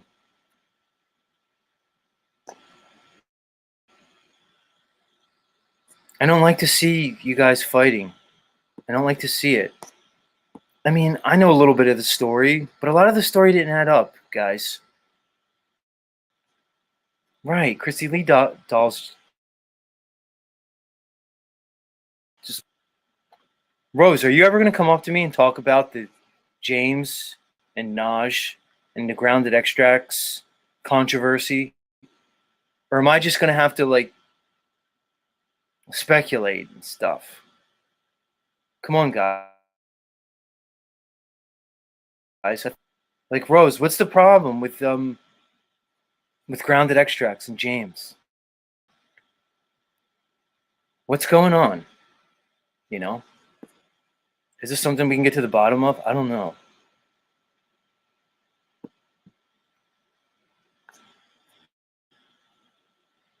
Thunder Chicken says, there's a lot of behind-the-scenes drama that ruins it for me. Here's the thing, Thunder Chicken. You're biased in this conversation, so I don't really know how much we can listen into you.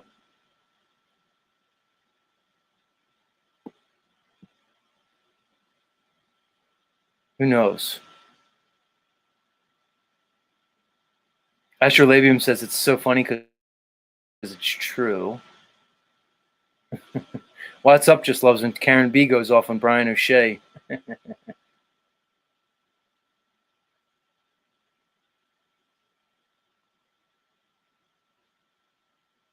Interesting. Christy Lee Dolls, can we see you in that Grounded Extracts t-shirt? Like maybe you can model the t-shirts for James. I mean, you seem to be quite well endowed when it comes to your female mammaries.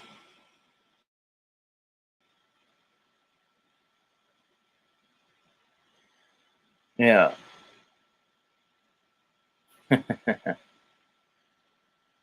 I don't know. Who knows? Who knows if we'll ever see James again?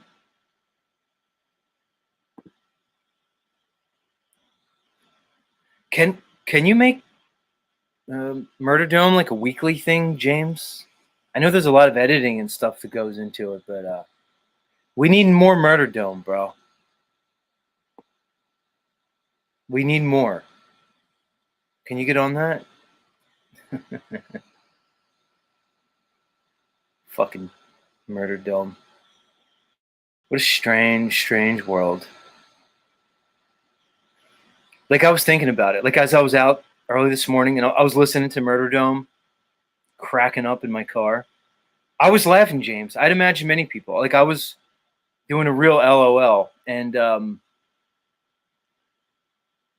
thinking like how stupid this whole thing is. Like not just the metaverse, like this whole world that we live in. It's just strange and weird and stupid. And why should any of us take it seriously? Look, guys, if you guys are taking this world seriously, like you're stressing, you're doing it wrong. And I speak from experience. I think I took this whole realm way too seriously for way too long.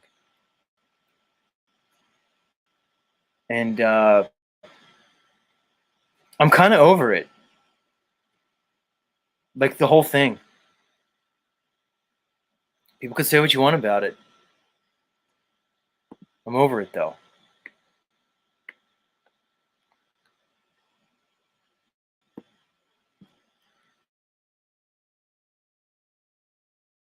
Here's a question. Christy Lee Dolls, I want to speak to you right here. When are you going to come up and like let us hear from you? Like, is there something wrong with you, Christy? Like your voice, Christy Lee Dolls? Are you embarrassed about the way you sound? Um, like, are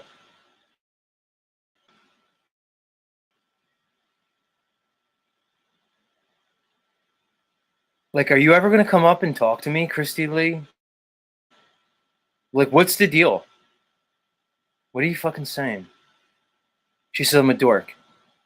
So what, Christy Lee? Yeah, you're hung up for some reason. Like, how come we don't even know what you sound like, man? Yeah. Come on, Christy Lee. Christy may be a guy catfishing you, Z.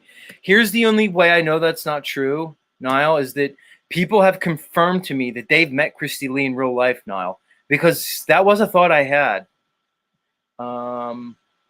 Come on right now, Christy Lee. This is your moment. She says, maybe. I don't know. I'm very awkward and shy. Stop it. Well, by that, Saturn thinks she's a celebrity. But no, Niall, it's been confirmed to me. Christy Lee Dolls exists. IRL. People have seen her. They've worked with her. They know her. She apparently has great style. And she crochets her own like clothes and stuff. Which is weird. And here's Thunder Chicken. I bet Christy's a freak behind closed doors. Take it easy, Thunder Chicken. And I'm getting just for work. LOL. Or whatever, Christy Lee. Likely excuse.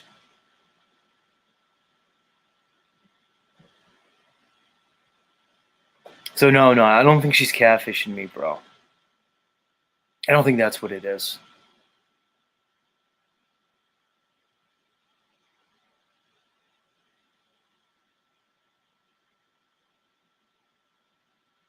Oh, look, Rob Cleveland's in the back. And he says, we know you jumped off for 2 months after having a gun pointed at you. Just razzing you. Ha ha, Rob. Way to bring up old traumas. Not like it was traumatic. There was other stuff, Rob. Things aren't so simple in life.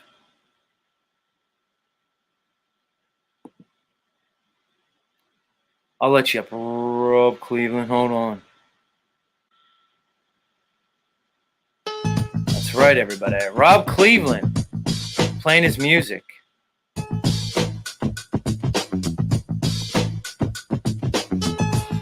I'm making theme songs for everybody.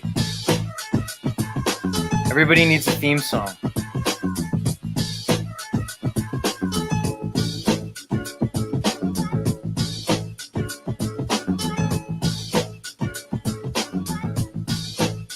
Rob Cleveland. Man, my computer is so fucked this morning. Whatever is what it is. Hey Rob, good to see you.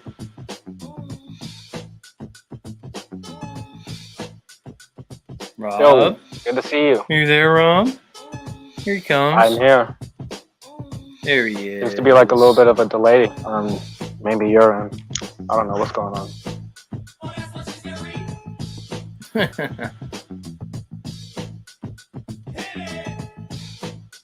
Yeah, there's like a big delay right here.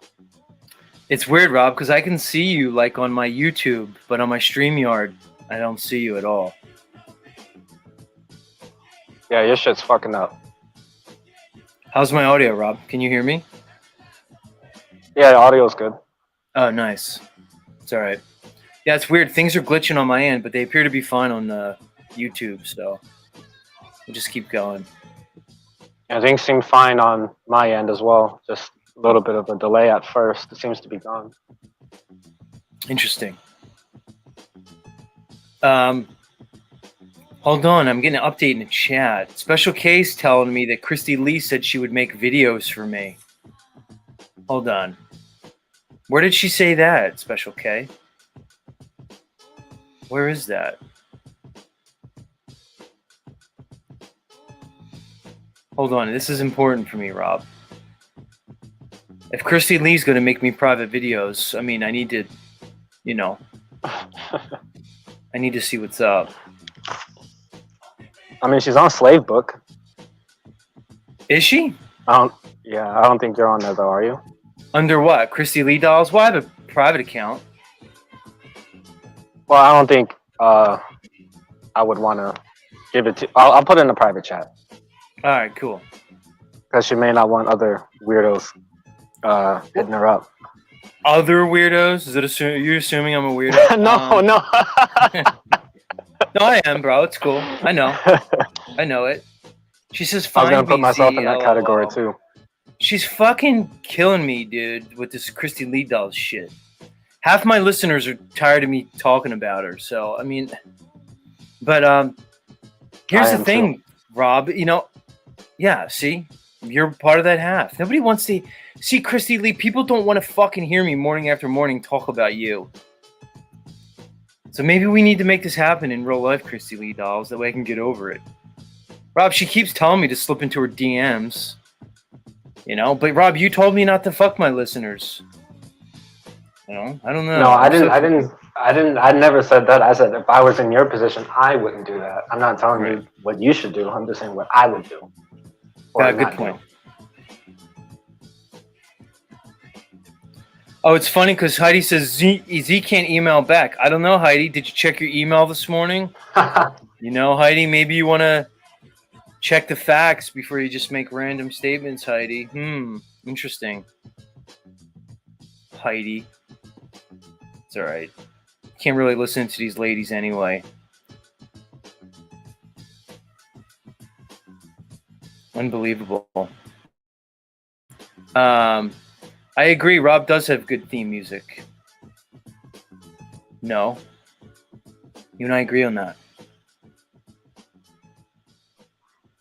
I'll put that in the. What was that, Rob?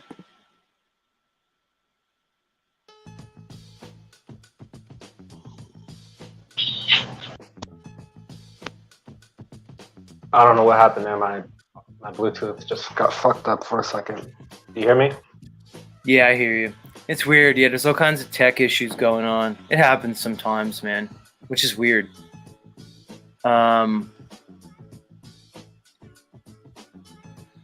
Yeah, you're right. I probably should drop this whole Christy Lee thing, dude. It's either I should just make it happen or just let it go and never talk about it again. Like, it's got to that point, dude. It's got to that point. It's either do it or don't do it, man. You know. Well, those are really the only two options. Here's the thing, dude. I'm not really looking to fly her in, and I'm not really looking to fly out to her, bro. Like, I would feel real simpy if I'm, like, sitting on a plane, like, heading down just to, like, you know, screw Christy Lee dolls and stuff, or, like, it'd just be weird. Or, like, the part where, like, I fly her in and I'm, like, waiting to pick her up at the airport. Like, what would that drive? That's you making it weird. That's you that's making that weird, not nobody else. Really? I mean, she obviously wants it to make it happen. You seemingly want to make it happen. Just fucking do it or stop talking about it. I don't know, bro. That's just my feeling, my position. Fair on that. Do it or stop talking about it. Yeti Life likes the Christy Lee and Z thing. Weird, Yeti Life. You're probably in the minority when it comes to that. Who knows?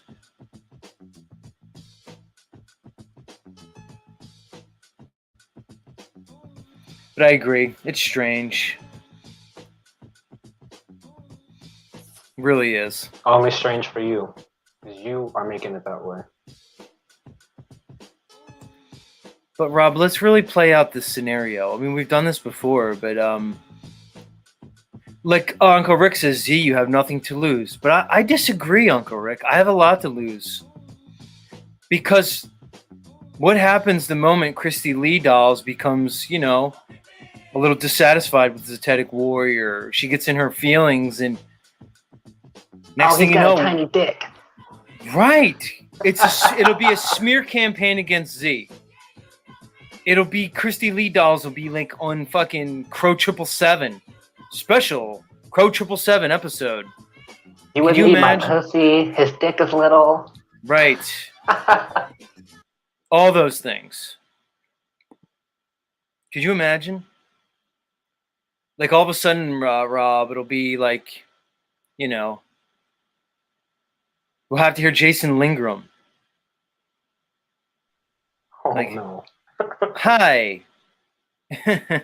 Welcome to Crow 777. On today's episode, Christy Lee Doll joins us to talk about Zetetic Warrior's tiny penis and how he's a complete and total misogynist loser. You know what I mean? Like, all of a sudden, there's a Crow 777 episode about Z starring Christy Lee Dolls. And I'm going to have to fucking deal with that. So, Uncle Rick, I mean, when you say shit like, oh, Z, you have nothing to lose. I have a lot to lose, Uncle Rick. I'll have to listen to Christy Lee tell Jason Lindgren and Crow what a horrible guy I am. You know? And No, Rose. and Rose. You know Rose would jump on the bandwagon as quick as possible. You know you would do it, Rose. Rose would be waiting. Wait, Christy Lee Dolls, you hooked up with Z? How could we fucking destroy his credibility in front of everybody? You know what would happen. Yeah, and then Christy Lee saying, like, well, we could still talk, Z. We could be friends. I don't want to be your friend, Christy Lee. No offense. I have enough friends. I don't need more friends like you, Christy Lee. There'd only be one reason for me to talk to you, and you know that. Come on. Give me a break.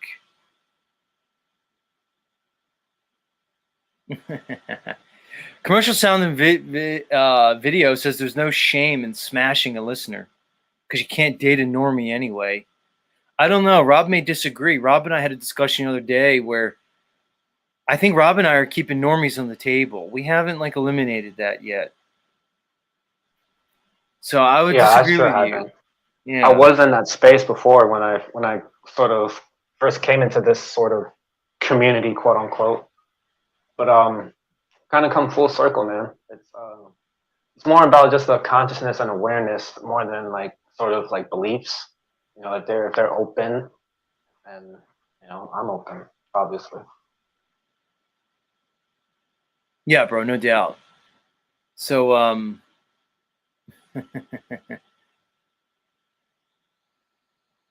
I wouldn't say that normies are off the table, you know. Look, Rob, then she's saying, I'm actually extremely trustworthy and tight-lipped. I ain't buying it, Christy Lee. I don't think Rob's buying it either, if you want to know the truth. No, my facial expression just sort of said it right then. Yeah. Nobody's buying that, Christy Lee. Hard hitting thinks I'm a Minuteman. Well, I mean, you aren't getting up there in age. That's not the way it works. It's when you're young. It's when you're young you have the problem. Rob, if I told you about my first sexual experience, if I told you about my first 20 sexual experiences, dude, it would just be, you would just laugh at me, Rob. You'd probably think less of me, dude. No, I don't think so. I mean, I've sort of told my story about my first sexual encounter. I didn't really go into great details about it, but it's not something that I'm really proud of, but I mean, it is what it is. Well, put it this way, homie. For me, it wasn't my first time. Like, my first time was just drunken and stupid. But there was this girl. I'll call her a girl because we were in college. I guess we were both kind of young kids. Capricorni says, or Virgo, but I'm feeling Libra. I'm a Libra Capricorni, for whatever that means. Anyway, let me focus. Yeah, my sign's Libra, Christy Lee dolls, if that fucking matters. Who cares? But anyway, Rob, so this girl, I was just in love with her. Her name was Lauren, bro. And when I tell you I was stupid for this girl, dumb for this girl, bro. And whatever. She was in I don't think she was into me, but like I think like she kind of was like, all right, whatever. Like this guy's like obviously drooling over me, simping real hard. You know, and I was simping back in the mid '90s. I've been simping since been simping, bro, which I need to change. So Now I see where anyway, the pendulum swing came from. Go ahead. Sorry. so she and I guess you can say we were like hashtag dating for like a hot minute there. And I end up like in a room and whatever, and we went for it, bro. Put it this way, to make a long story short, Rob, it didn't last very long at all, and that's me being generous to myself. And it ended with me basically embarrassingly putting my clothes back on and her crying on the bed. Like she just sobbed because she was so disappointed with the experience. And I gotta say, it didn't help me out for years. Dude. I think I'm still fucked up. Yeah, hard hitting's just laughing at me. Yeah, bro. Well, what was it? Was it like a 30-second thing, or was it like a thing where you couldn't get it up? It wasn't about not getting it up. It was the first thing, and I don't know. You'd have to ask. You'd have to ask her why. But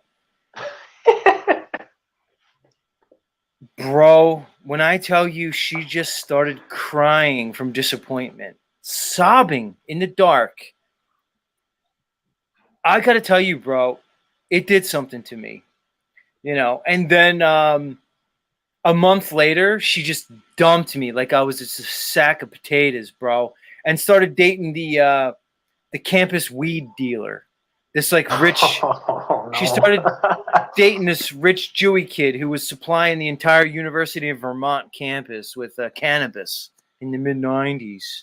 This goofy guy, I forget his name now, and she dumped me for the campus drug dealer, bro, and it was bad, bro. I wonder where she is now. Where are you, Lauren? Is that where your aversion for smoking cannabis comes from? No, I love cannabis, except my aversion, dude, it makes me You just don't like paranoid, smoking. bro. Rob, Oh, like when I say paranoid, it's not like, oh my god, like the feds are after me. No, it's not that. Like it no, makes I me know what you like, mean. yeah, it makes me like, what if something happens? I'm supposed to be responsible. Like, what you know, what if an emergency happens and I need to like go somewhere and interact with people? Like, what would that be like? Um, it's a whole thing, bro. But like I said, the edible version doesn't do that to me, Rob. What's your theory on that? I mean, the only thing I could really assume is that it's just the metabolite, or it metabolizes differently. I don't know, man, because I don't really do edibles. I've sort of said it before; they don't really do much for me. Maybe it's just because I've been smoking for so long, and I haven't really had like a long tolerance break, and then did the edibles. So maybe that's what that is. I don't really know, but that's just sort of where I'm sitting at. I don't know where that paranoia thing could arise from. Like I'm wondering, Rob, if you gave it long enough to kind of kick in, bro. You know, because I realized with the edibles, like you feel it soon after you do it, but you don't really feel it till like almost like a couple hours afterwards, bro. So I wonder, makes me wonder, bro.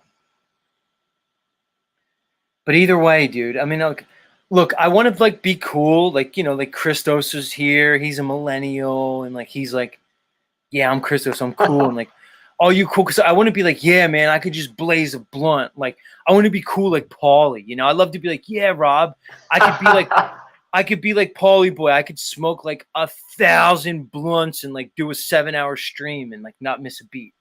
Like in my head, I'd like to think I'm gangster like that, Rob. But I'm not, Rob. I'm not gangster. I don't think I ever will be, bro. I can't smoke 7 blunts like Paulie and do a stream. If I smoked a blunt right now, guys, I'd be incoherent, man. I'd be fucking incoherent, dude. You'd be like So- Thomas, right? Who? Thomas Like Aquinas? Thomas. Yes, yes. Right, dude. So as much as I'd like to fantasize about like London Man, he just popped in. I'm sure London Man could smoke a blunt and be cool. You know, he's like got that cool vibe. I ain't got that, Rob. Like whatever that fucking I could smoke a blunt and live my life vibe is, I don't possess it. Christos is just laughing at me. Like the Z vibe is I smoke a blunt and I just cower in a corner, like thinking about like things that I probably shouldn't be thinking about. That's not me. But again, the edibles are a little different for me. They hit me differently. What do I don't know. What do I fucking know? Let me drop the link and see if anybody else wants to come up and join. Because I see some new peeps rolling in. And, hey, we're here doing it live every morning. Yeah, apparently Christy Lee Dolls has a problem with the smoke too. Who knows? I just don't have it like that. You're not going to see Z coming on stream, rolling blunts, smoking blunts. Yeah, Yeti Life says sobbing in the dark. Now, I have to admit, Rob and everybody else, that sometimes there's like a pleasurable aspect to that like paranoia schizo vibe. Like there's a little bit of a thrill to it, but not all the time. You know? I don't know. I always hated that shit. That feeling of paranoia when I was smoking. It sort of went away after, I don't know, maybe like a few months after smoking. And started doing it on a consistent basis. It sort of just melts away. Yeah, dude. I don't know. At least from man. my experience.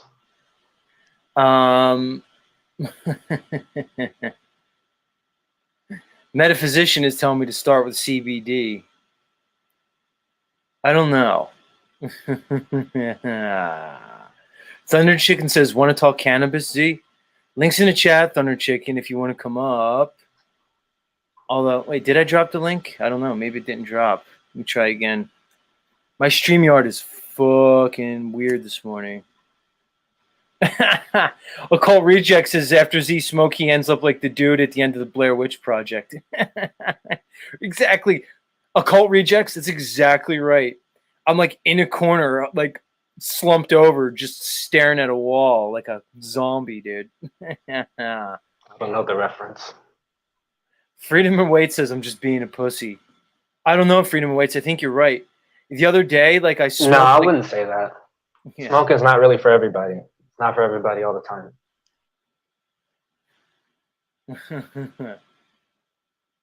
Like the other day, guys, like I took like 2 big hits of some bubonic chronic that I got from the dispensary, because Jersey has dispensaries, which I'm like morally against. But I was like, let me go check out these dispensaries anyway. You know, let me see what's up. It is convenient. I just drive there. You spend way too much money. There's a bunch of tax on it. So I went and I got some fucking bubonic chronic. It was called like murder. It was called like murder death weed or something weird. It had murder in the name. I should have known. So I take 2 big hits off my glass bowl and I'm like washing dishes and stuff. And like, I don't know what happened. I went into that whole like, oh my God, am I having a heart attack? Am I going to die now? And I'm like, next thing you know, I'm just laying on the floor on my back, like praying. You one of them niggas? Yeah, fuck you, Rob, laughing at my ass because you're all fucking cool and shit. Millennial cool. Yeah, I'm one of them hashtag niggas like you said, Rob. I'm on my back praying to whatever God will listen to me in the moment, confessing all my sins, going, please don't let me die off weed. Am I the guy who dies off weed? Rob, I've been smoking weed like every day for the most part for like almost 30 years now. And that shit still happens to me, bro. What the fuck? Yeah, bro. Like it never changed. I'm still that fucking guy. As y'all laughing at me in the fucking chat. I mean, have you tried like smoking Reggie? No, I'm not gonna smoke Reggie. You're not gonna see me smoking Reggie. I'm not gonna do that, man. I'm not. I'm not doing that.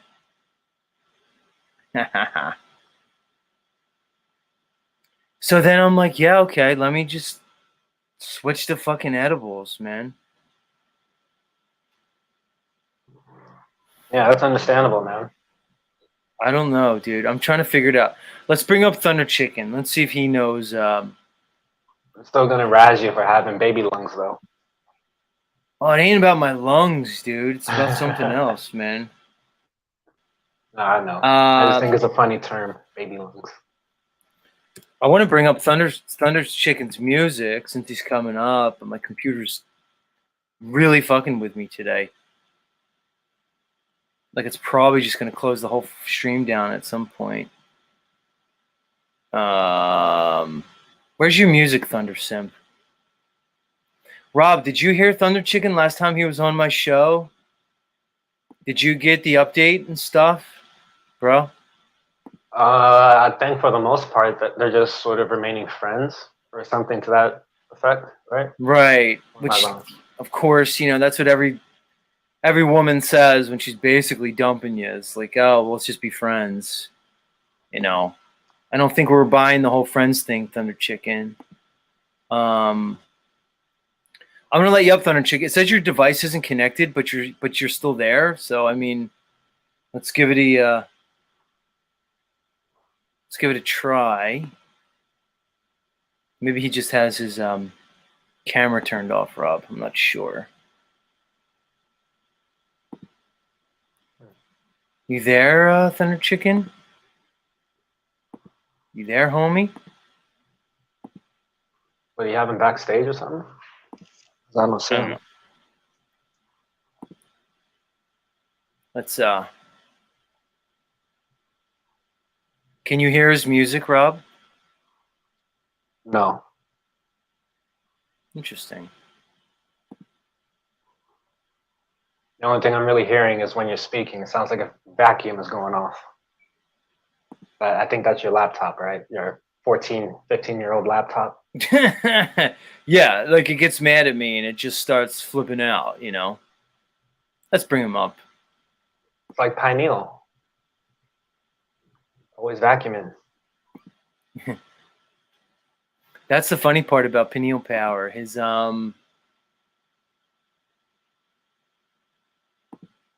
he can't work out his audio after all this time. No, I'm not doing much better over here. I Thunder think Chicken. he's got it worked out when he.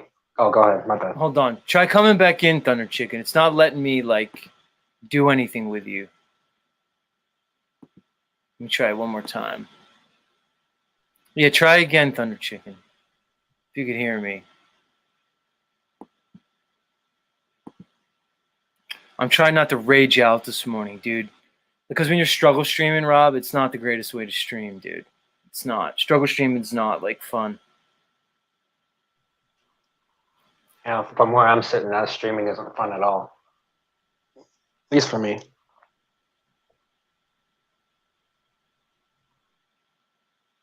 Yeah, Thunder Chicken. Let's try now. I'm trying, guys. Hey, I mean, it's Thunder Chicken of all people. professional hobbit. There he is. What's up, Thunder Chicken? Give us an audio check so we know we can hear you, bro. Check 1, check 2. Civilus. You there, Loud homie? and clear. Good. You don't hear him, Z? No, I don't hear him. That happened to me before with him. Holy fuck. Well, I'm on a phone. Thunder Chicken, leave and come back, homie. I can't hear you, not even a bit, Holmes. Sorry, dude. I don't think he could hear me either, Rob. Rob, tell him to leave and come back. I think he can hear you. He made a face when you said that you couldn't hear him. It's all right. Come back, Thunder Chicken. What are we gonna do without you? Get rid of him. How could we have a broadcast without Thunder Chicken?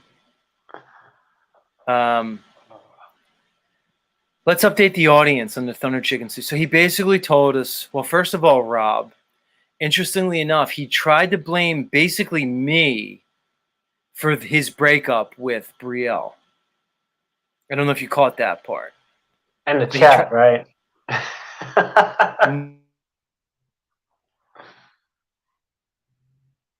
What happened? You borged out. Hello? Hello, hello, hello? Dr. Mazio?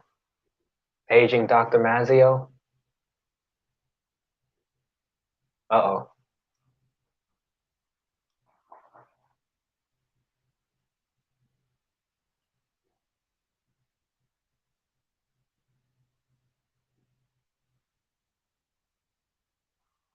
Stream is on life support. I may have to pull the plug.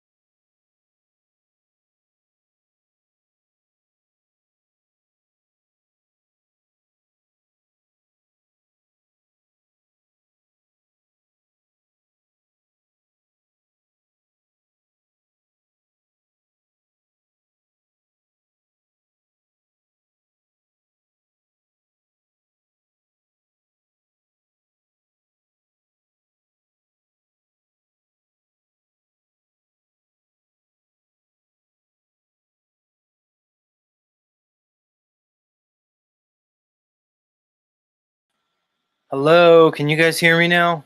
Testing 1, 2, am I back? Give me a hint if you guys can hear me. Fucking StreamYard. All right, am I back? Talk to me in the chat. Hey, welcome to Z Show, everybody. StreamYard, killing me. I think I'm back. All right. Thank you. Where do we go from here? Yeah. I love how it craps out on me. Like, as my listeners start to build, then it fucks with me. So stupid. Maybe Rob can come back. Rob, are you there? 1, 2, 3. Are you back? I'm here. All right. We're in business. Not bad. All right, I'm back, everybody. You can all breathe. Let me ask you something, Rob. I don't want to go all conspiratorial and say, they're fucking with my StreamYard. Because in reality, we know I'm on like a 14-year-old laptop, like Rob said. You know what I mean? So I can't really come in here and claim that YouTube and StreamYard are fucking with me when I have a 14-year-old laptop. So let's all be reasonable with it. So, but Rob, do you think the powers that shouldn't be give a fuck about our little community? Like, do you think they care about Z? Let's go bigger. Do you think they care about Jaron Whitsitt? Do you think they care that Paulie Boy's out there telling people about the dual jurisdiction and about rights and freedoms? Or do you think they can give two fucks about us, bro? You got to give me 1 second here. All right, do your thing. And I'll drop the link in the chat because it looks like we're back up and running again. So maybe we could actually have a stream. I think I saw you, Krista. She can come back up if you want. Chrissy Lee thinks they care. I'm wondering more and more, Chrissy Lee, if they actually give a fuck about us. The other thing I'm wondering yeah, go ahead. Yeah, if I had to take a guess here, I would assume, or I would think that they wouldn't care as much. It's like the flat Earth, quote unquote, community, because like a lot of those people, or a lot of us, quote unquote, are like stagnant and we're not really pushing forward. And I think they would care more about what Paul's doing and saying, because that stuff you can actually make change with. Interesting take. I wonder if that's why certain people are kept out of the algorithms, why other people are, seem to be pushed. Not saying Flat Earth is pushed. Flat Earth seems to be shadow banned, but either way. Well, it's like the 80-20 rule. As long as they can control the majority, it's okay for some to slip through the cracks. Yeah, fair enough on that one. All right, you're coming in good, Thunder Chicken. Good. Professional hobbit. All right, Thunder Chicken. So I'm going to ask you. I didn't come up to talk about that. Shut up, Thunder Chicken. It's not your show. It's my show. It's my show, Thunder Chicken. I fucking couldn't put your music on. I'm already pissed off because of that. I'm already pissed off because I couldn't get your fucking simp music on. Just tell us, how's things going with your special lady? That's Quite what I well. care about, Thunder Chicken. And I want to know what you're taking on with my weed situation. You don't want to talk about that. How come I get paranoid when I smoke weed? For 30 years, I get paranoid. Why hasn't it changed, bro? That's something I've been trying to figure out with a lot of different clients and stuff. Like, some people just get the paranoid anxiety when they smoke it. Some people get it worse when they eat it. So it's really interesting how everybody's different like that. And it's like maybe the wiring in the brain, how it bonds to receptors.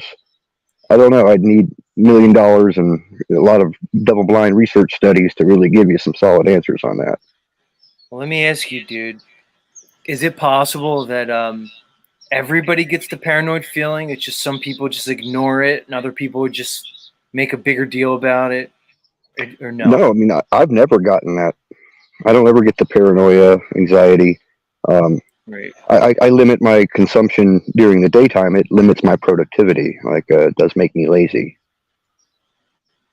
So I take small doses in the morning. Yeah.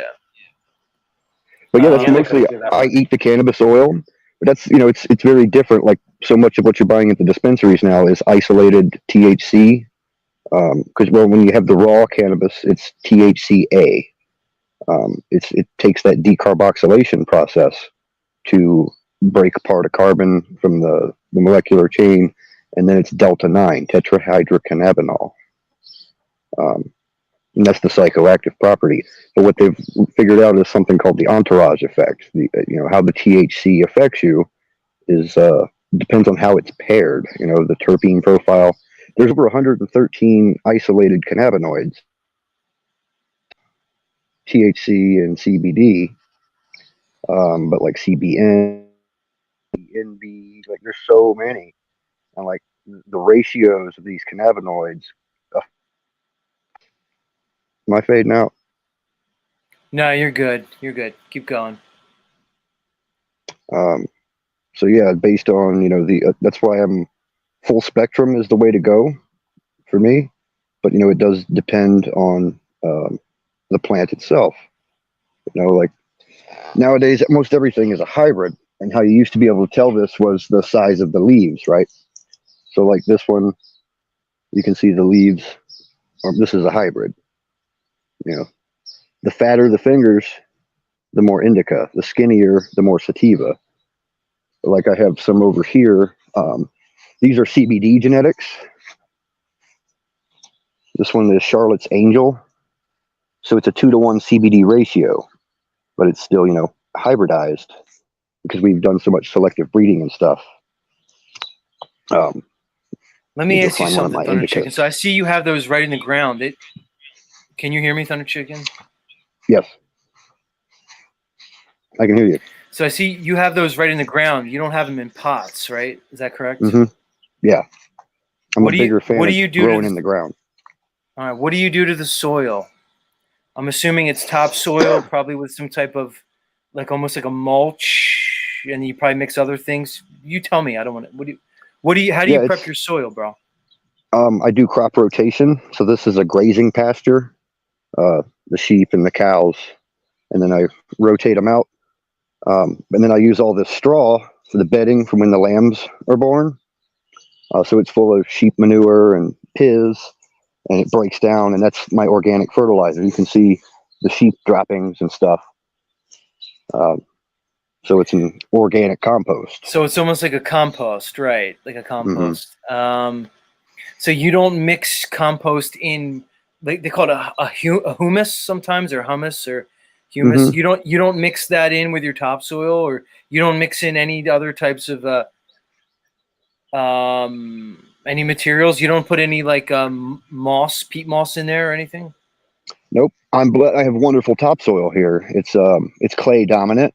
Probably like 60% clay, still kind of loamy. I'm just blessed with what I got here. You take a different approach based on what you're working with.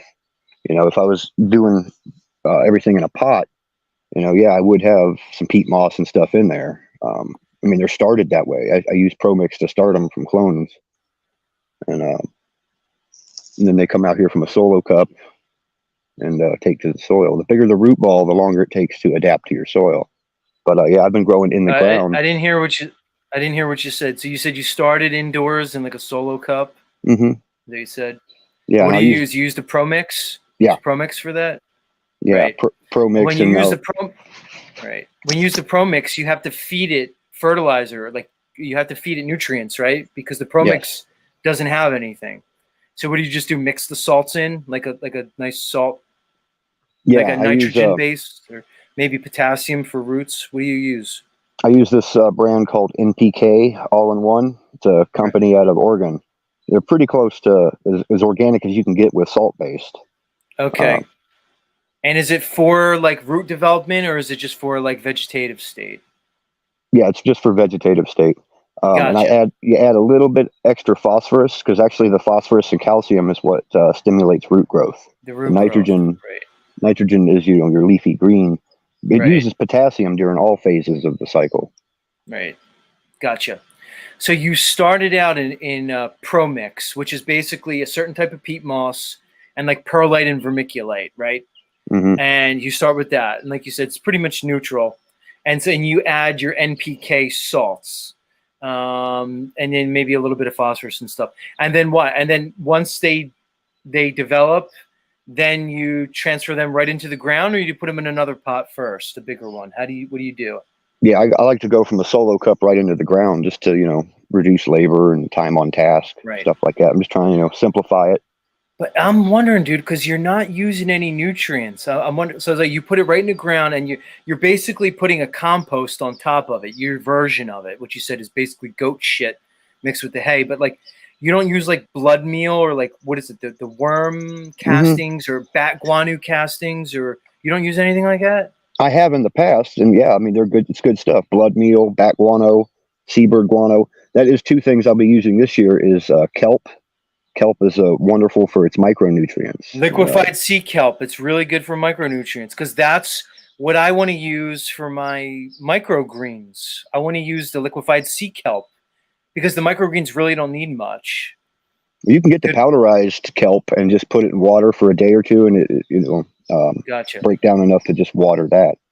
So you would do that, and you do that every once in a while. But here's my question, dude.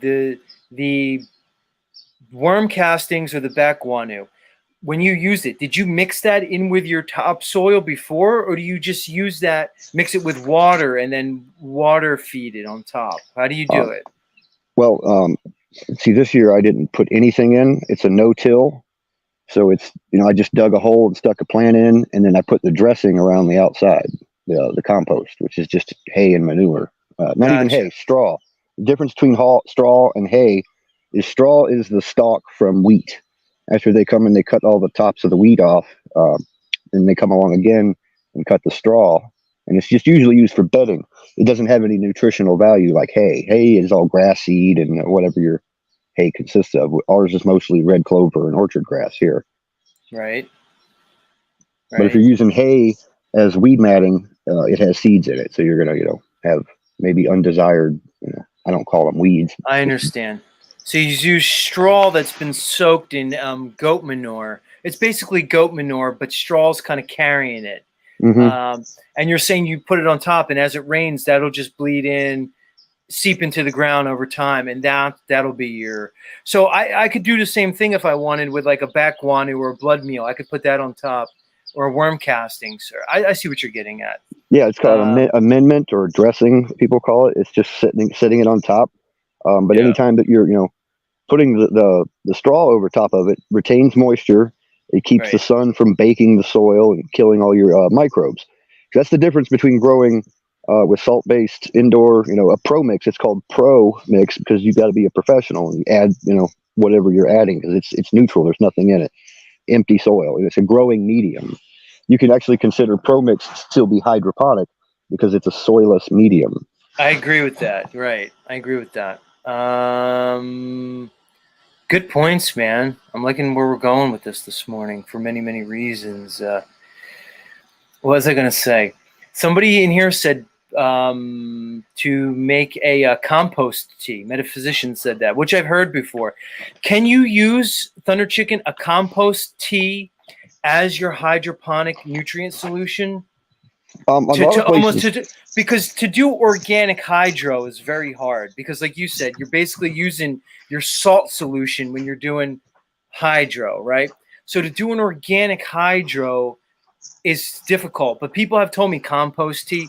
Other people have told me about aquaponics, dude. Mm-hmm. Where you basically have like a whole fish, like almost like an ecosystem, like an aquatic ecosystem, and you use that aquatic water to feed your fucking hydroponic plants. Go ahead. Yes, that works great with leafy greens. If you're growing hydroponic arugula or spinach, it works great. But when you have more plants with fruiting, like cannabis has its fruit is the flower.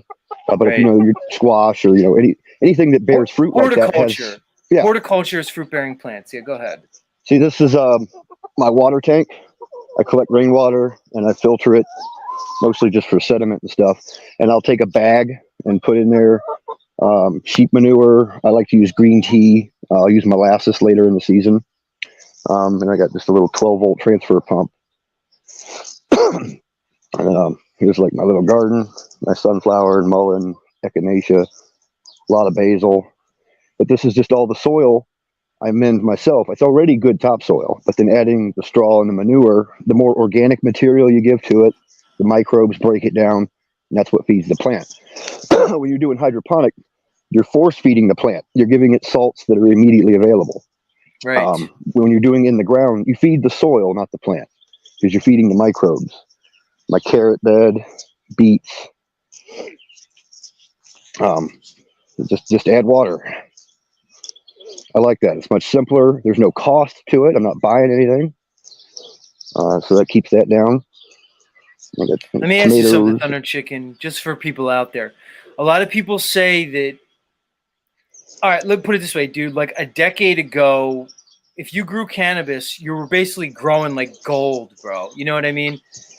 Things have fucking changed, but have they changed so much that there's no market, or can just a person who's cultivating some cannabis kind of make a little something for themselves, or is it fucking completely gone? Because here's the thing, dude. In Jersey, I could just go to a dispensary and get it, but it's $60 an eighth plus fucking a bunch of tax, bro.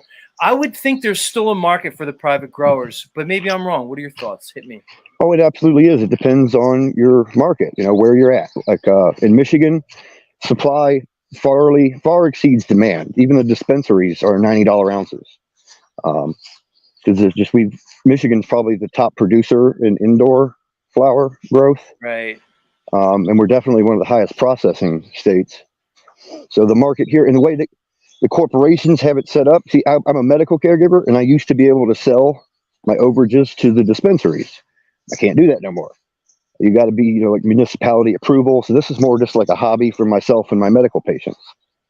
So yeah, they've made it impossible to be profitable unless you're. It's like a lot of money to get the license. Well, here's the thing. I mean, you have to go quote unquote interstate, which would, you know what I'm saying? Because I'm thinking about getting a U-Haul and just loading up all my equipment and going to a different state, because Michigan is just it's like competing with Walmart. And it's hard to find the people that appreciate organic grown. Well, that's the thing, dude, because couldn't you just do some hydro, bro? Get your salts. People like hydro, man. It's indoor. Why not hydro, bro? Because indoor pounds here are $600, $1,200 a pound. It's not even worth me running the lights. It's not profitable. Well, what's an outdoor pound go for then? Less. Isn't an outdoor less? Yeah. 400 or 500, but it's not the lights. You're saying, okay, so you're saying you can get more on the market for indoor, but the cost of the lights makes it not profitable. Yeah. Even with these fucking LED lights, bro, they're low energy, they're low heat. Mm-hmm. Even with these LED you know what I'm talking about. They're like a grid light now. Before it used to be these high intensity discharge metal halide or high pressure sodiums. It was like a fucking traffic light, dude. 1,000 watt fucking traffic light. I can see how, dude, they went, but you might as well throw them away, dude. Why would you ever use those fucking things again, bro? Well, you use them in the winter because then you don't have to run heat. They put out enough heat to actually heat everything in the winter. Because it generates the heat. Fair enough, but you're saying even with the new LED lights, the indoors not profitable for you? I don't know. I wonder, bro. It's only about a 30% reduction in energy costs. Maybe 40, but by the time you factor, you got to run your air conditioners less because it's not putting out as much heat. But it's the investment for the lights. That's what it comes down to. And I've been reinvesting every dime I got the last 3 years to do this, but it's mostly been in lab equipment, the processing and stuff. Yeah, because when I would see, dude, these lights to cover like a 4x4 area to get it full light, you're talking about like a $1,400 light or a $1,300 light just to cover a 4x4 area. And you multiply. I can see what you're saying, but I would venture to say that the LED. Put it this way, the high intensity discharge make it a no-go. I would never use it, not even in the wintertime, honestly. But it seems as though the LEDs kind of here's the other thing. And this is another flat earth proof, the inverse square law of light. That's how the lights are measured, is the PAR rating, photosynthetically active radiation. And it drops like the inverse square law as you get a further distance from the light. But the spectrum of light's really important. Well, look, dude, the new LEDs are full spectrum, dude. Because you can look at them. They have little red lights in them, little blue lights, they say they're full spectrum. like you're right. The old ones, you'd have to change the light bulb out from more of a blue light to more of a red spectrum to the flowering stage. But it appears these new ones are a full spectrum. Go ahead. Yeah, you just flip a button now. I used to have to go through and change out, the middle the light cycle. Yeah. Oh, we lost them. Am I there? You're back. Yeah, I think you're back. But yeah, some of these LEDs, what I really like is you can custom dial in, your different spectrums, because the plants don't recognize green. That's why you'll see it, if the cannabis plants are asleep during the bud phase, you'll have You green could lights. use green light. Like if you have to go in your grow room, you could use a green light. Mm-hmm. They don't Because it's respond to really green.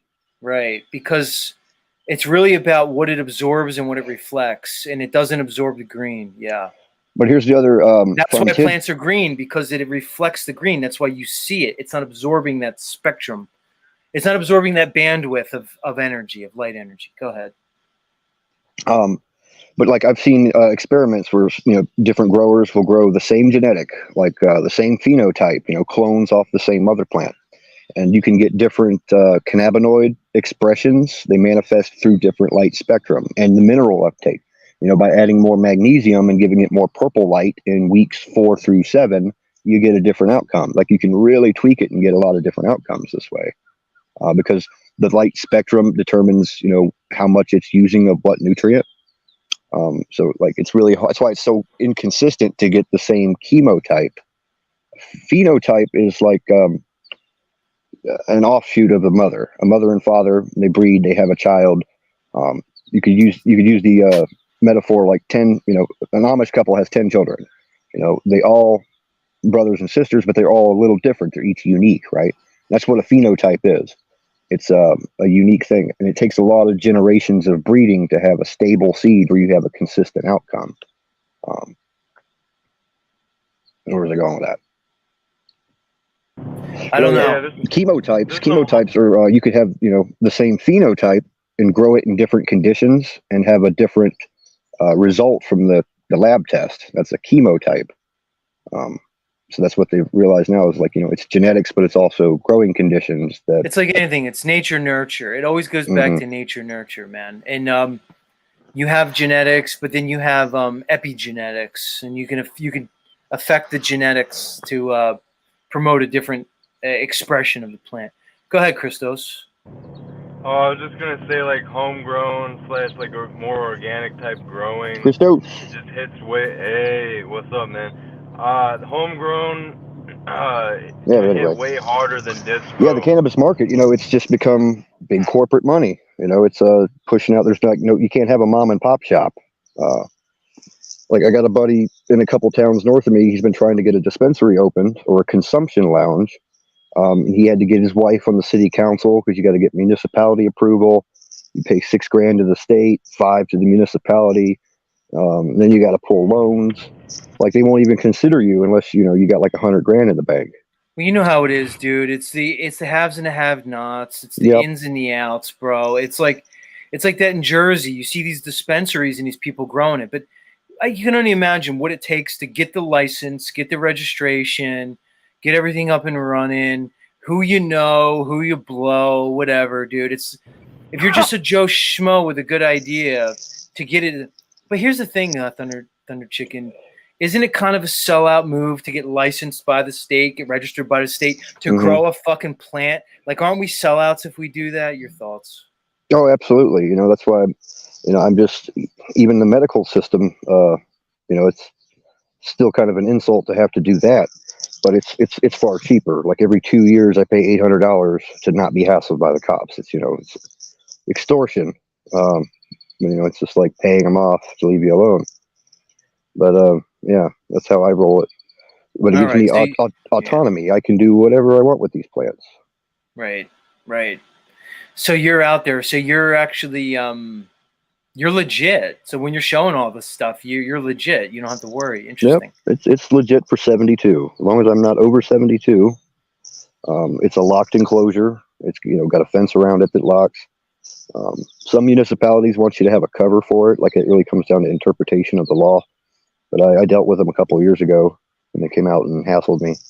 And it's all legit. I have a attack ram. I just released the ram in the garden. Nobody dares enter. A literal ram with fucking Mhm. those twisty horns and He shit. doesn't have the horns. He's not that breed, but he's very aggressive. He greets people by blowing out kneecaps. Nice move, dude. Nice move. I'm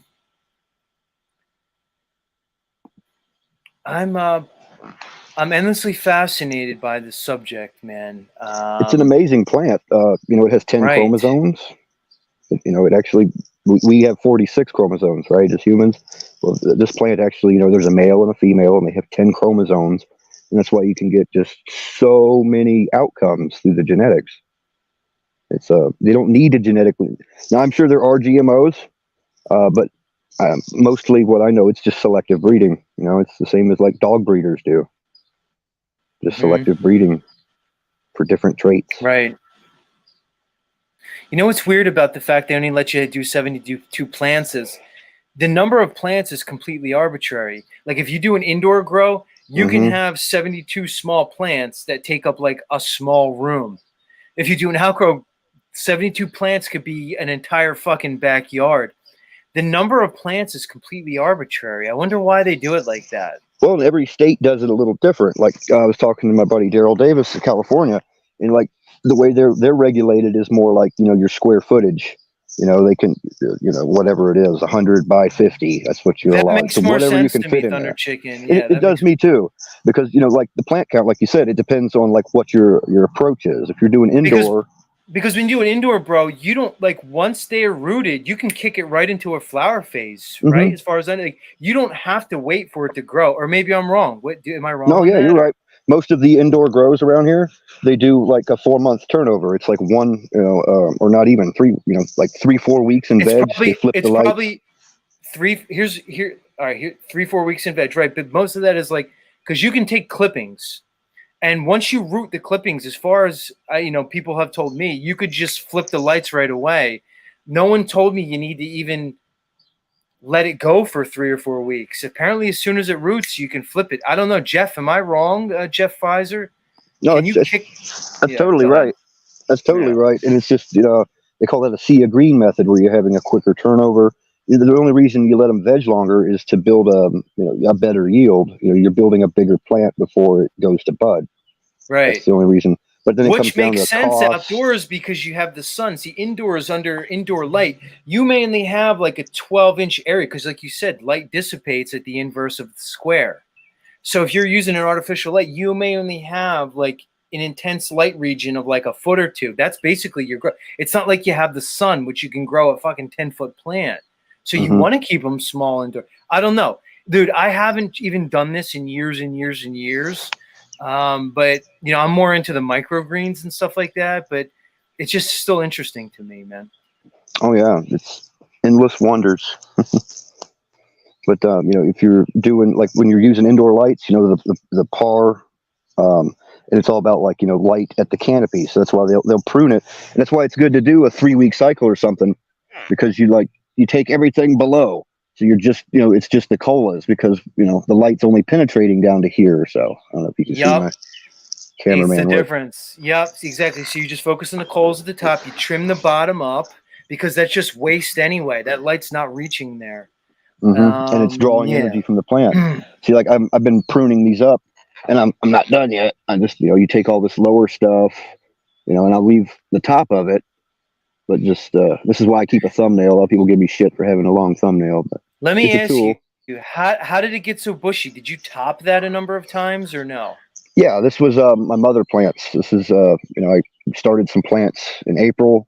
And they got big enough to take clones from. You take all the clones. So that's a mother. Gotcha. Yeah, so most of your plants don't look like bushy like that. That's one of your mothers. Okay. Yeah, I'll show you one of the clones from it. Yeah, let me see. So they come out in the and like I said, you clone it in the Pro Mix in the Solo Cup. Gotcha. A lot of people, right? A lot of people use rock wool. Yeah, rock wool's a good way to do it. How do you start your seeds? If you weren't cloning, if you wanted to start, say, a mother, what do? Do you use the paper towel, or do you just put it right in the Pro Mix, or do you have another method? Just little seed trays like you'd see at a greenhouse. Which are what? Peat moss? No, if I'm starting my seeds here, I just go get a shovel of dirt out of my topsoil. I have really good soil here. I don't need to buy anything. you'll start them in dirt. Hmm. And then you'll go dirt into the Pro Mix. Is that what you do? No, I only use the Pro Mix for the clones when I'm taking cuttings. And I do that because I sell solo cups full of Pro Mix that come with a free plant for other people. So like the Pro Mix is just easy because it'll adapt to whatever the client wants to plant it in. Right. If I'm doing it for myself, I use my own soil. Into dirt. Gotcha. I gotcha. So the Pro Mix is just for your clones. When you propagate a seed, you use soil always. Gotcha. Yeah, and that's just my approach to it. Like I've started them in Pro Mix, and I've done seed projects with salt-based fertilizers and Pro Mix. I just find it's easier and cheaper to just use the soil.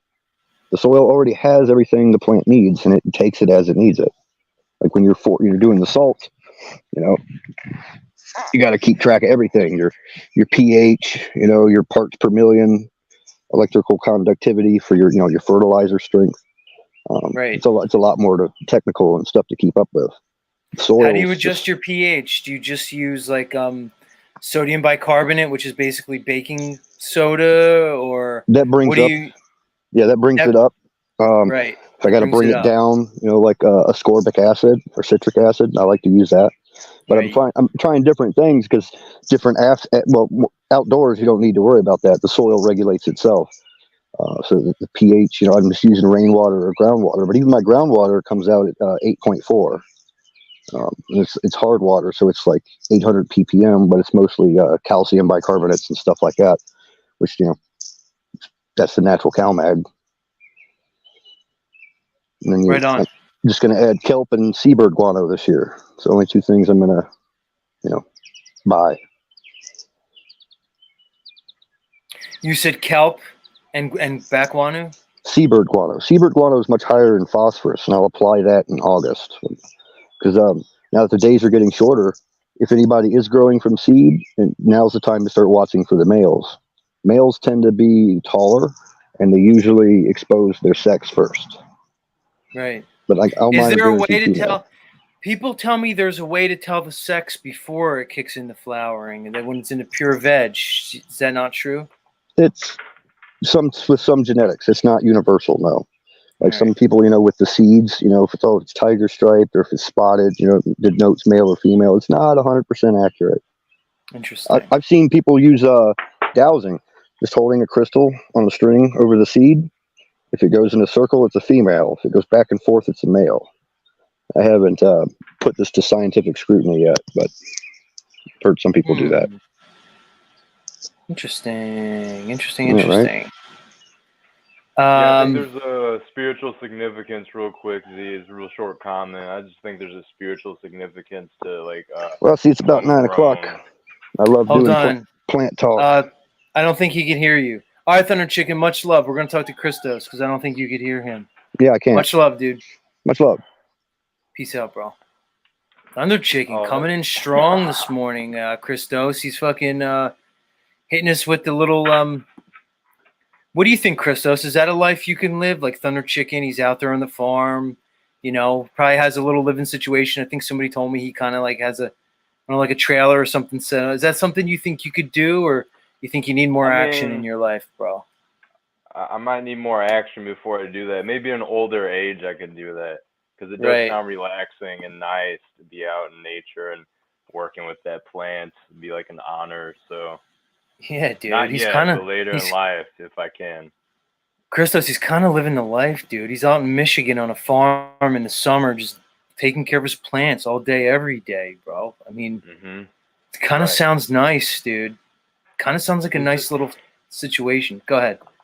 He's smoking weed like a professional hobbit, just fucking chilling out in the land. Yeah, dude. What do you think about this comic from Metaphysician that says that Brielle doesn't deserve you, Thunder? That's a nice bro comment, Metaphysician,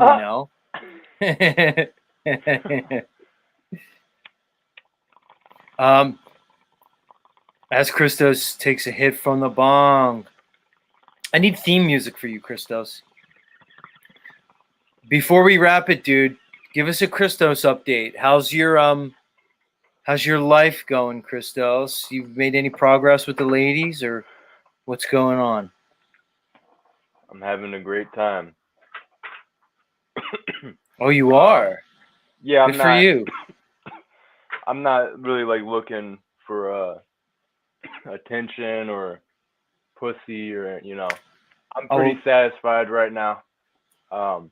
We could just say that I've had some good sexual experiences recently, and yeah, I just trust it's gonna come as it needs to come. I guess no pun intended. Um, but yeah, no, things are great actually. There's a new chapter in life, and it's gonna be a bomb ass summer, honestly.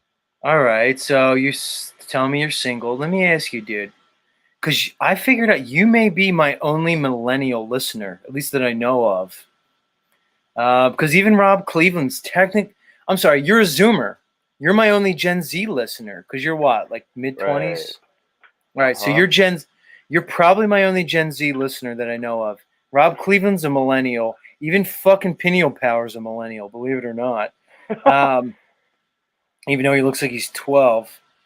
So you may be the most appropriate person for me to ask this question is, let's get it. Look, I've been always, in this mindset where I want to meet somebody in real life, that whenever I'm meeting these ladies, it should be in real life. But I'm realizing more and more, Christos, they're not really looking for that. All these women are programmed now to everything needs to be fucking virtual, online, et cetera, et cetera. I don't even know how these women handle like real life interactions. So the reason I'm asking you is because you're a Gen Z Zoomer. How should somebody like me, who's kind of like trying to navigate these waters, how should I go about conducting myself? Do I need to create more of an online presence and really embrace that? And if so, what methods and techniques would you recommend for me? Go ahead. Have you ever used Tinder? No. Try that out. I mean, I think it's just kind of like a necessary evil to a degree. We have to.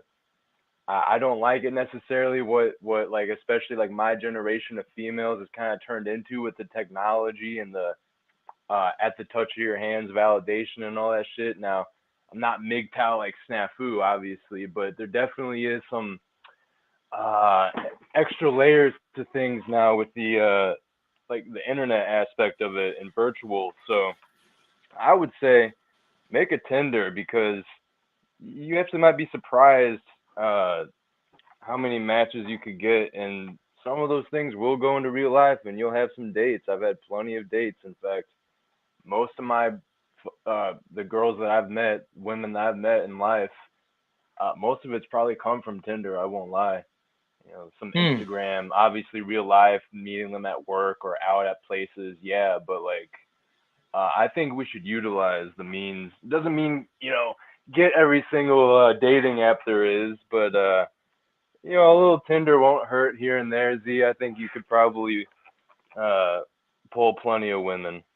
But here's and the you thing. already have your established presence here online too, so I don't think you have to establish too much of a presence. You already have a bunch of women that love you on YouTube, which is kind of it's a weird thing. I mean, YouTube is strange in general as a social media, but yeah, go ahead. It is weird, no doubt, bro. But here's the thing, Christos. My big concern, we talked about this yesterday on my show, is a lot of people are telling me not to mess around with chicks who've taken the clot shot.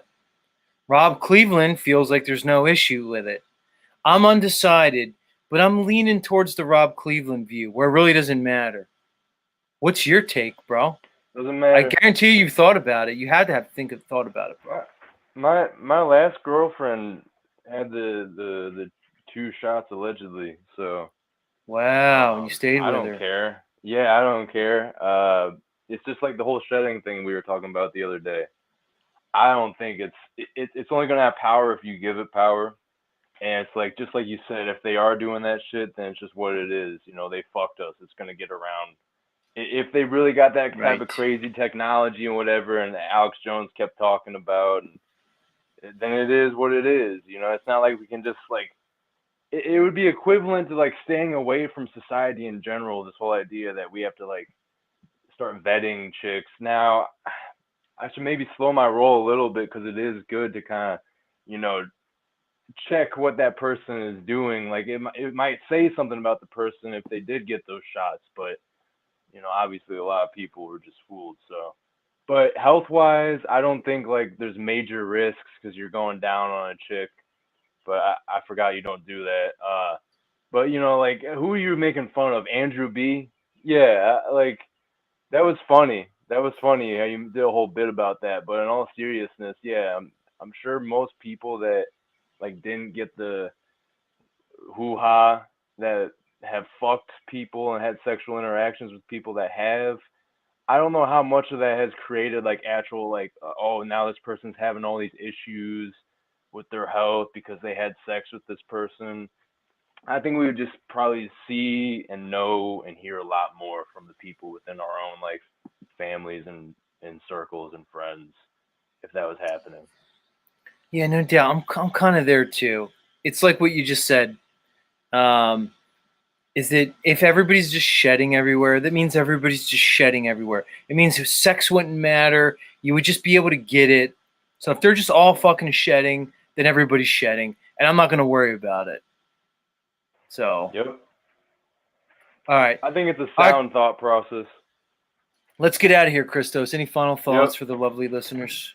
My final thoughts are I wonder if OTW is going to be going live because I know he wasn't yesterday, but I don't know what the word is for this week with his Grand Rising show. So. Yeah, he was here early this morning. He told me that he's not. He said so. I forget what he said. He said he's not coming on today to do his bit here, and I don't know about his own channel. I'm not sure. I saw Pineal was streaming. Pineal Power was streaming for him, but then it got deleted. It's not there anymore. What happened? Was it so bad that they just deleted it? Is that what happened? I didn't know it got deleted. I don't know what happened with that. It's not there, bro. I mean, I looked. I don't. Maybe it's back. Let me see. Grand Rising show, open panel, a day. I don't know. Maybe it's back. Maybe I lied. Either way. All right, Christos. Peace out. All right, man. Bro. Peace. All right, everybody. That brings us to the end of another Z show. Thank you all for being here. We had a little bit of technical difficulties this morning, but seems like we worked it out. So what I did I left. I had to leave the studio, which I was worried because I didn't know if it would let me. And then it let me back in, and it was fine. And so maybe I'll know what to do next time StreamYard starts glitching out. Much love, everybody. Go check out our friend James at the Murder Dome, everybody. Grounded Extracts. Much love, James. Maybe you'll come on and talk to us again. And Z got a shout out for the newest Murder Dome episode. And let me drop the shtick. Awesome Austin from the Melodome, dude. I have no beef with you, really, man. I wish you all the best. I do think you're a little bit, maybe, I don't know. How do I say this, Uncle Rick? Maybe you need to loosen up a little bit, Austin. Maybe you're a little bit feeling yourself a little too much. I know you're hanging out with the big hitters. You're apparently doing Zoom calls with all these guys, but maybe check your ego, bro, a little bit. And maybe at some point, everybody will come around and we'll all sing Kumbaya around the campfire. Maybe we'll all just do a bunch of Iboga. What do you think, James? Why don't we all get together, James? You, me, Austin, Rose, maybe even Big Bear, Jaren, and we'll all just do a bunch of Iboga. We'll have some kind of transcendental experience together. Come on, Rose. Make it happen. Rose. 777. Get everybody together, Rose. Rose, you're a unifier. What's with this division? You're the cheerleader of the group. Bring everybody together. Let's do it around Iboga. Come on, James. Make it happen. Anyway, I'm lobbying for the Great Iboga Love Fest. We can all head out to like somewhere in Bertaria. do a bunch of Iboga. Anyway, I'm calling for it. What do I know? Maybe I'm crazy. It's been said before. Much love, everybody. Let's do it again tomorrow. Why not? Same time, same place. Peace out. Take care. Adios.